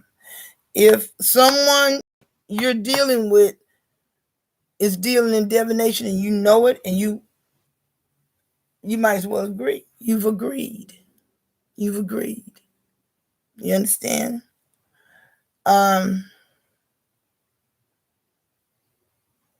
It's not a good thing because, see, the devil will tell you to do anything. He'll tell you, go ahead, do that. Yeah, go ahead. But see, the devil, I'm going to tell you this right now. The devil wants his due. He come and get it. He don't hear all that about, I told you that I was going to mess with her, and I found out that I really couldn't mess with her like you promised that I could. And the devil just tell you simply, that's God's child. I never told you that you could kill her. I never told you that you could hurt or harm her in any way. You said you wanted to mess with her. And I let you do that because God said I could let you do that. But God said you can't kill her. You can't harm her in any way. If you touch one hair on her head or make her cry in any way, and she knows it's you, okay? So people are wondering why they can't get well, why the kids don't listen, why they had a car wreck, why that nigga going upside their head, why that woman going upside your head, why that woman gave you that STD and all that, is because you wishing bad on somebody else. I'm not running up down no street hollering town crier. I done wished it too. And with me being who I am, I get in more trouble than most because I'm a healer. I'm supposed to be positive. I ain't supposed to be around there telling me I hate that bitch, get her. Not that I don't feel that way. Not that I don't say that. Because I have the heart of any other man. And man's heart is evil. I get mad too. I turn inside out like a damn Tasmanian devil. I just, but I soon get over it. I'm all right. I'm all right. I don't hurt nobody. Yeah, I think about poking holes in a whole bunch of people. But I don't. I don't wish nothing bad on anybody because I know I mean that from the bottom of my heart. I don't wish. I have gotten, I'm serious. Even something simple, say, God, I wish he shut up. I don't even say that anymore. I don't even say that because God has brought me to understand the power of my words. I'm not the power of my words. I'm not saying I say my throat. This ain't no goddamn movie. But I said, oh, I wish he shut up. And then I don't have the words to say what I want to say. I don't have the words for my poem. I can't get my point across. You understand? It ain't about the person I said I wish he shut up. God's like, well, why don't you shut up? How about that? I'm gonna teach you how to treat my people. I'm gonna teach you. I'm gonna teach you. And I'm gonna teach you how to treat my people without being phony. I'm gonna teach you how to treat my people because I'm gonna bring you to a point of remembering. Remember what I told you. Remember what I told you. Remember who you are. You know, and you hear people saying who are in the phase of remembering. There are some people who say, "Oh, I'm in an awakening." Some people say I'm woke. That I don't say I'm woke because that's like saying I've completed my journey. I'm remembering. I've been awakened. For a very long time, but I'm remembering the awakening. If you understand what I mean, I forgot that I was awakened. I forgot that I didn't agree. I forgot that wasn't true. I forgot trying to get along and be the best at the best of the best I could be. And still, excuse me, being a people pleaser and all that stuff still didn't make nobody happy, especially me. So, like when God said, okay, it's time. He did. He said just like that. He pulled that weight off me, took all that hair off all that fake hair off my head, brought me back to myself, made me realize that I'm lovely, I'm beautiful, I'm wonderful, just like I am. I don't have to wear perfume at all if I don't want to. I do not wear perfumes. I only wear essential oils, and it's because, back to my oddness, I changed the scent of perfumes. Not just everybody changes the smell of perfumes, but I changed this ridiculously. I have to be very, very, very careful about which perfumes I use because I can turn some musk oil into something that smell like wolf pussy. I'm serious. That's the only way I can explain it. That musk, you remember everybody was wearing that musk? I couldn't wear that Giovanni musk. I couldn't wear nothing like that. Nothing. But I wear essential oils. I make my own scents. I'm a mixologist. I make my own scents. But also, like I said, I attract bugs and all that. My husband and I found out, and I even wondered why. I thought it was because of the car accident, but it wasn't because I had sex a couple times before the car accident. I lost my virginity before that and didn't become pregnant. And I didn't think nothing of it. But looking back over the years, anyway, I found out that I have a built-in spermicide. kill sperm on. You don't even get in the cave. I kill it at the opening where my, the Bartholomew glands are, that excretes the lubrication. In my lubrication is a spermicide. It's funny, as years went by and I find, because I had to see a psychiatrist about not being able to have children. And that was something I felt totally just deflated. Even with my husband telling me it didn't matter, because it was me. I just know I wanted to be a mama. I wanted my husband too, but I wanted 12 kids, and my husband agreed. He did. He said, okay. And then we boiled it down to 6, and then I begged for 4. Shit, we bought a dining room set. It was me and him, and then 4 chairs. How about 4? Can I just have 1, God, please? Shit, but I was never meant in this lifetime to give birth. Because looking back, I was not inadequate. I was quite adequate because I had babies already. I care for babies as a nurse. I care for children as a friend. And even when I was strung out on drugs, I cared for children. People would bring their kids, and I focused more on the kids than I did my habit. I've always been a nurse, a mama, and, and so, it wasn't meant for me to have children of my own, because had I had children of my own, I would not have been able to be in Kenneth's life, my oldest son, and he needed me, Norva Ronalds. You understand? Usually when people already have children, unless somebody dies, you don't really want to take on a relative's child. I'm sorry. You know what I'm saying? But because I didn't have any, anybody give me a kid, I don't give a damn. Give me a purple one with blue hair. Shit. Give me that one over there with the 3 arms. I don't give a shit. Give me a baby, man. Somebody. I used to have a fit. All them damn babies in the system, and I couldn't have one. What's wrong with y'all? Give me a baby. Shit.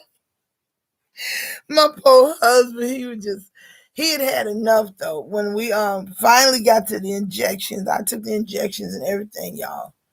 Everything. My ovaries and stuff was just popping out eggs. I mean, my ovaries was so sore. That shit hurt so bad. Them shots hurt. And, during that time, the Army really didn't press me to do much of anything. Because, I couldn't. I was sore. I was overweight, all that. But my husband, he decided that was enough. He says, that's enough of that. We said, we can't do this no more. And the last thing we did was 3, what they call postcoital tests. And that's when the doctor, we did it right there in the office, because the first 2, I lived right down the hill from the hospital. And we had to have sex, and I go right to the hospital. And so I go right ahead of any patient that was there. I went straight into the room, and they let the doctor know I was there. But sperm would always be dead. And he would come right in the room, and the sperm would always be dead. So me and my husband, the last time we had sex in the office with me in the stirrups, Michael loved that. He like, Bina. I'm like, boy, just. And my husband just made me so mad. He couldn't even he could. But he in the hospital. He got to give sperm samples. And they calling me downstairs because my husband downstairs has got to give a sample and he can't. Yes, he can. I'll be there in a minute. Hold on. I'll be right there. Just hold on. Just hold on. I got that. Anyway, my husband, he didn't like that man's face was like right there. I mean, as soon he must have heard my husband grunt or something. Because, Michael always act like so. I'm sorry, Michael. He always act like somebody was stabbing him in the back or something. Don't suck your thumb out. Anyway, the doctor must have heard him, and he immediately came in. Michael barely had his dick back in his pants, and he almost pushed Michael out the way, and he was right there between my legs. And that doctor said, well, I'll be damned. And I've heard some pretty good compliments during the pap smear. Like, oh, your cervix is pretty. Look at that circulation. I know. Let me see. Then they put a mirror down there so I can see. I do have a pretty pink cervix. Anyhow, The doctor was like, I'll be damned. And I'm like, oh, what? Fuck, what Michael done did. I think maybe he done farted and left some smell or something. I was young. He said, you killed the damn sperm. Because they had already done blood tests. I had the endometrial biopsies. Oh, my. Ah! Doctors need to quit lying, telling women you're going to feel a pinch. They take these claws after opening up your cervix, which hurts too. They dilate your cervix and they go up in there and they snatch. They snatch off a piece of your lining of your uterus.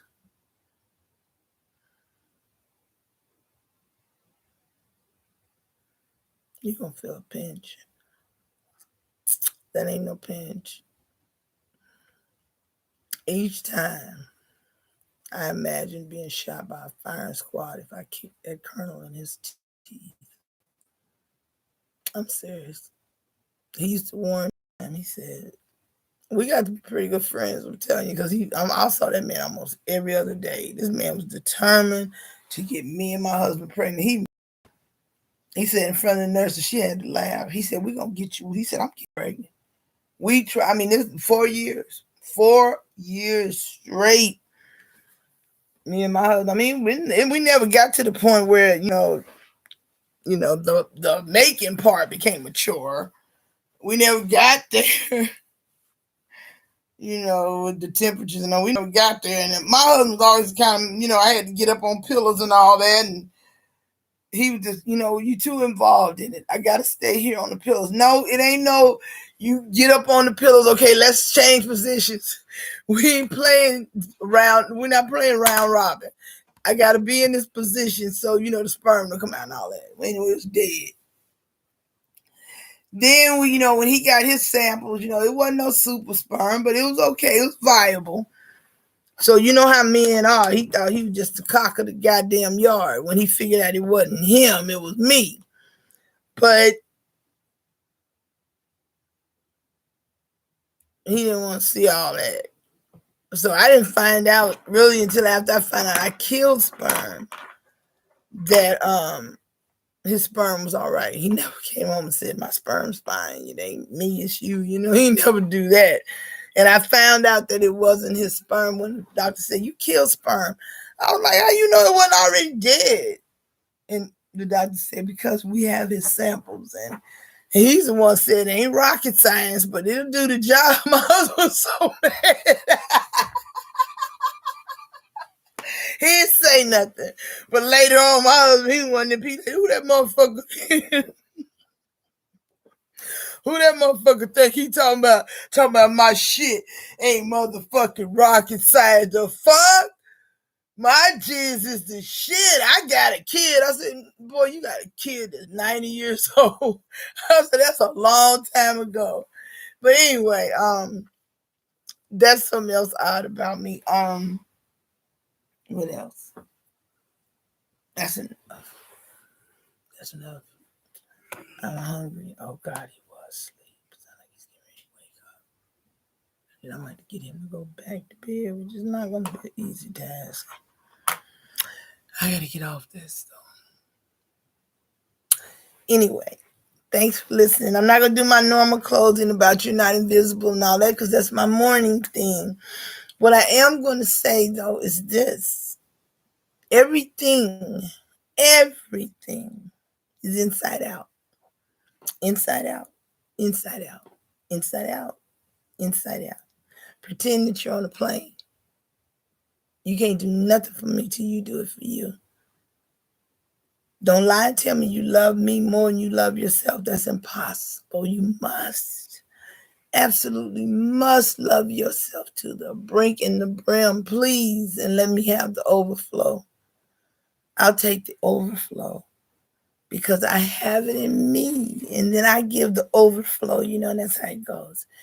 You pour into me, and I pour into someone else, and then they pour into someone else, and They got all these cliches, pay it forward. No, they ain't paying it forward. Be kind, be nice. We're human. There's no reason for these people to all be out in the cold in a military state.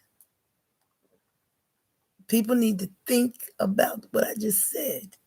We are in a military state with warehouses full of tents, stoves, fuel, food, blankets, socks, boots, clothes, cots, sleeping bags. I didn't say give it away. Let people use it. Don't tell me you can't wash it, because you do wash it. Okay? Don't tell me it can't be done, because it can be done. We did it to go over there so that you could steal Saddam Hussein's piano and all that other shit and find all the portals and all that other stuff, didn't you? Yeah, we went over there and guarded that shit while you did that. Okay, so you know that you got the shit. I done swept the shit, washed the shit, and folded the shit. I know you got the shit. Share the shit. Share the shit. Give them people some of them goddamn itchy ass socks and itchy gloves. Really. Not because they're itchy, but because they're warm. So if you give it to Looney Larry and he wear it for 10 minutes, take it off, scratch his ass, and throw it on the ground. Let Private so-and-so put on some gloves, go pick that up, throw it into that big-ass wash machine that the quartermaster brought down from Fort Lewis, down or up, whichever one we are. Throw it in that hot-ass water. Let that thing wash all the green out that glove. Don't worry about Looney Larry shit. And then let it dry in that hot-ass dryer that the quartermaster also has. And then redistribute it. Why can't you feed people? I don't understand that. Why do you have to wait till Christmas to give out dollar store socks? You don't have to buy dollar store socks. And therein lies another of my goals. I am not just on here talking. I am. This is Alice, just talking about Alice. But when I start my YouTube channel, which I'm trying to do now, I'm waiting because, like I said, Michael's going to help me, and I'm going to set it up the way I see other people set up for donations, not to line my pockets. Because if I want socks, I can buy socks. God is good. I'm not rich, but I can buy socks. But I can't afford to buy socks for people who need socks. And I'm not going to contribute to dollar store socks. When you put dollar store socks on, I tear them pulling them on. My toenails that are manicured, trust me, my feet get done twice a month. Go through those socks. They don't keep anybody warm. Nobody's grateful for that bullshit. You go buy them a basket full of dollar store bullshit. I'm talking about, I'm sorry if it sounds that, I didn't mean it to sound that way, but I don't find it charitable. I don't find it better than nothing. I don't find that charitable. I don't. That hurts people's feelings. And also, I don't even see why a person has to be made to feel ashamed. You understand? Of anything. And the lines for Christmas and Thanksgiving turkeys and all that wouldn't be so long if you didn't wait till Christmas and Thanksgiving to give out them hams and turkeys that you should be giving out all year long.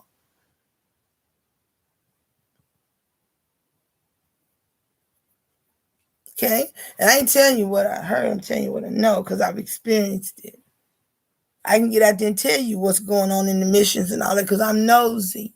I done been to the food banks. I done been to all that. And I know I can't do it. I don't want to run a food bank.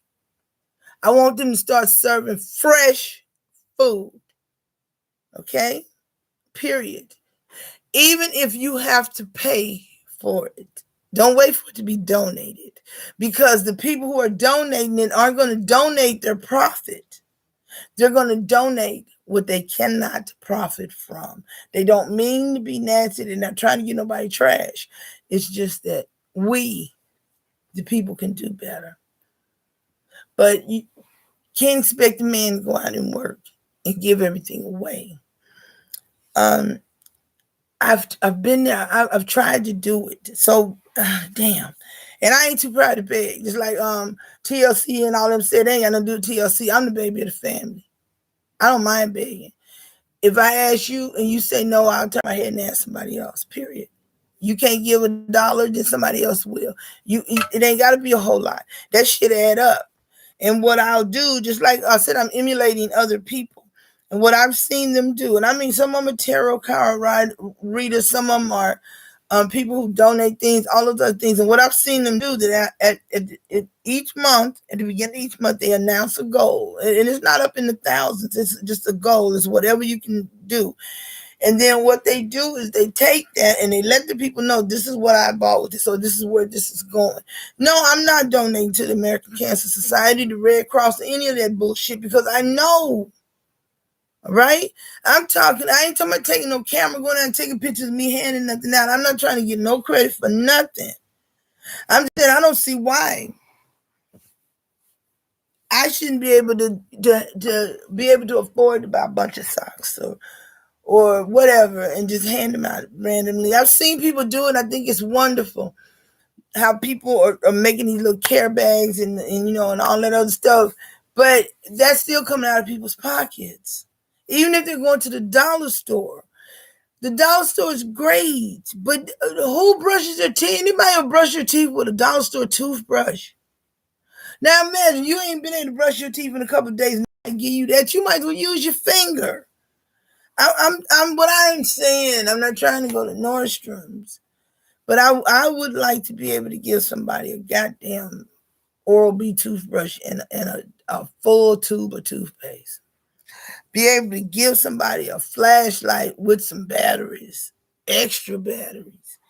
Be able to give somebody some gloves that their goddamn fingernails don't come through, and give them a manicure kit. Not to have a manicure, but goddamn, some toenail clippers go a long way. You ain't got to have the fingernail clippers and the toenail clippers. Shit, toenail clippers cut fingernails too. You ain't got to hand out no weapons. Don't give nobody no goddamn sharp knives and razors and all that. No. But I like how Lizzie and all them, they give out food, during COVID. I remember these people walked up to me and put 3 bags in my car, just put it in the window. And in the bag was lunch. There was a sandwich, orange chips, all of those stuff. Then there was also like a little dinner thing. I think there was a thing of top ramen noodles and something like a fruit cup. And it was instructions on a piece of paper. This was dinner. And then there was even breakfast. A little bag of like Pillsbury little pancakes and maybe a Pop-Tart or something. It's no big deal for people who got shit right there. Right there. But I've been a hungry child. You understand? I've been a hungry adult. I've been not had nothing. I've been that person. And I know how wonderful it is to get something like that. Something where you don't have to keep going back and begging. Even if you ain't begging. Don't do that. I hate feeling like that. But that's my goal. Not to line my pockets, not to get rich off donations, because I'm rich. I'm going to be rich as far as finances are concerned. I'll just be rich anyway because I have goals, but I don't look at money as a richness. I know money opens doors and you can do a lot of things with it. But with money comes a lot of bullshit too. A lot of fake ass people, a lot of begging ass people, a lot of extra. Like I say, you own a house, the bigger the house, the more you got to clean, the more you got to maintain, the taxes, all that. It's great to have the goal to want that. But as I go more and more into my remembering, and I realize that none of those things are important, none of those things really matter. Yeah, I need a car. My tank needs to be replaced. Like maybe give me a car there where the heater works before I have to ride around all day, things like that. But I'm grateful right where I'm at with just what I have. And in that, my needs are met. But being in my purpose and knowing who I am. I cannot. It hurts me. And that may be the reason why I stay in the house, because I really have been staying in the house a lot. I can't stand to see these people cold and wet like that. I can't. It's one thing when you out there working and you have to be out there. But I'm talking about the people who they're out there just roaming around, number one, because people won't let them be still. People want to fence off everything, don't want to be still. I know people get nasty, want to shit on the ground, use their drugs and all that other stuff. That's what them soldiers out there for. Not as martial law. No, not as martial law. Not as martial law. All soldiers have to learn guard duty. Let them practice in a camp with tents and stuff. Let them guard the equipment. It's old. Can't nobody tear it down and sell it. Don't nobody want to buy no old canvas circus tent. Don't nobody want to buy no old pot belly stove. But soldiers are on duty 24 hours a day, 7 days a week, 365 days. A lot of that time is spent doing absolutely nothing, just being here because they said come. I'm trying to tell you, I painted rocks, brushed them off, turned them over, and painted them. And I much preferred when we went somewhere, when we did something, even if it wasn't nothing, but I have even gone to the extent of going out and helping rake up horse shit at the corral. I was that person. They say class, I was in it. I didn't want to be no damn sanitation NCO, but I learned it. I didn't want to be the NBC NCO, but I learned it. I didn't want to be the equal opportunity NCO, but I learned it because I didn't want to be painting rocks. So I know. And all the soldiers, we're at peacetime. I don't give a damn if they pulling out of Afghanistan or whatever. They have not declared another war. I don't care what's going on. They faking and doing fucking and having war anyway, but it has not been declared. We're at peacetime. These soldiers ain't doing shit. Put them to work. I'm going to get off this because I'm taking too long, but that's my whole thing with wanting to raise money. Not so I can go stand out on the corner and cook no damn food. Not so I can go around and have the news come around and take pictures so I can get credit. I'm not doing nothing but what God had me do. I'm not evangelizing. I ain't trying to get no credit for nothing. This ain't about me. This ain't about me. I just can't afford to do it. I can't afford to do it. Money's currency. It's like money. Money. It's like the flow of the ocean. It's a current. That's why it's called current. That's why words are spells, like spelling. I like that when I heard that. That's true. But I speak into existing health. I want to see healthy people. Preventive maintenance, preventive medicine, preventive is better than anything. We have all these people out here in the street. Y'all talking about COVID. Boo said, right? Everybody talking about COVID. COVID's a respiratory infection, isn't it? Then you got all these people out here cold, wet, coughing in each other's face. You don't get sick from the cold, but the exposure makes you susceptible to the elements, which makes you anyway. They're not having the proper nutrition. Their body temperatures aren't right because they're cold and they're wet. Even if they got blankets, the blankets is wet because they laid on the wet ground. The blanket was wet when they picked it up. They walked around all day in Tacoma when it's raining and the blankets are wet.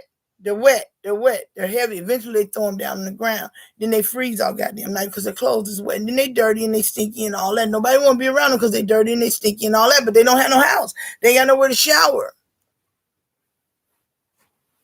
Fort Lewis got mobile showers. They do. Fort Lewis got mobile laundry. Fort Lewis got mobile hospitals. You have nurses who need to train. They need to train on doing blood pressures. They need to train on doing dressings and ambulation, all that.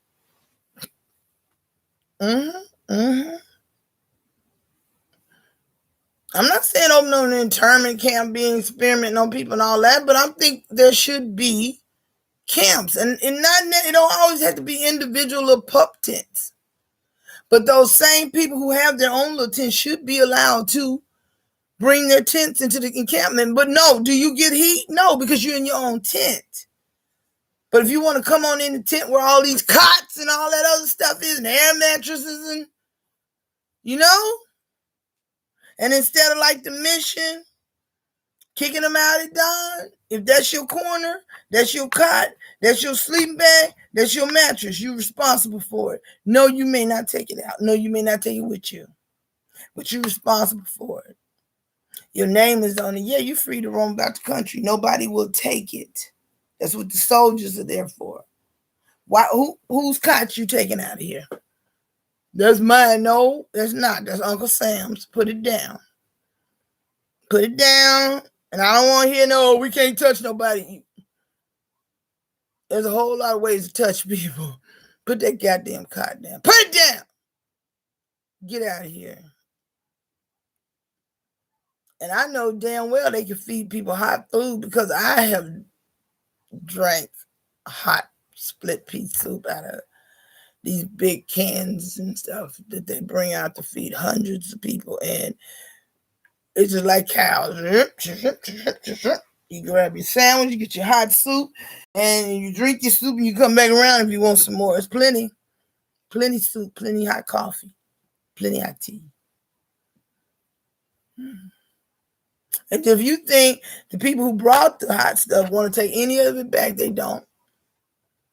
And if you think anybody who's on that night shift want to go back and sit in the office, they don't. Yeah, they might be cold. Yeah, they might be cold, but that's why they inside the tent serving. They got to be at work anyway. That's what my guys tell me in Safeway and stuff when they come in and get my basket. I have special people who they see me with my baskets, and they always come get my baskets. They come clean across the parking lot, get my basket. And I'm talking to them too. We talking. I want to know how they doing, what they've been doing. There's one guy, for 2 years, that man saved his car. He saved for that car. 2 years. He saved for that car. And when he got that car, I sure did put my groceries in that car, slammed my trunk, wouldn't seen that baby's car. He wasn't no baby. But I wouldn't seen that man's car. He was proud of his car. And I wouldn't seen his car. It was a nice little car, too. I didn't ride around in it, but damn, he saved for that car. There might not be nothing to nobody else, but I feel honored when people tell me sometimes the strangest shit. Like, why did you come on? Why you come to me? I do. I draw people too. There's something about me. I draw people. Mm-hmm. COVID or whatever. I've had people lean on me and then remember that we in COVID and back up.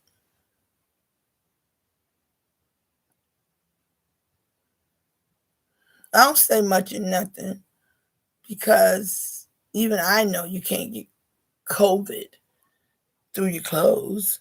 You did not get that goddamn herpes off no toilet seat, you nasty ass. You saw them cold sore on her lips. Let me stop.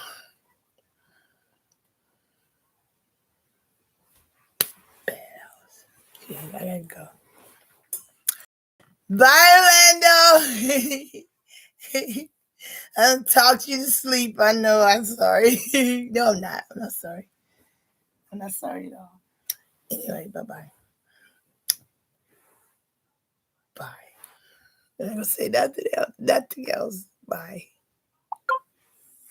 Bye. Uh-oh, wait. I got to end this one, too. Bye.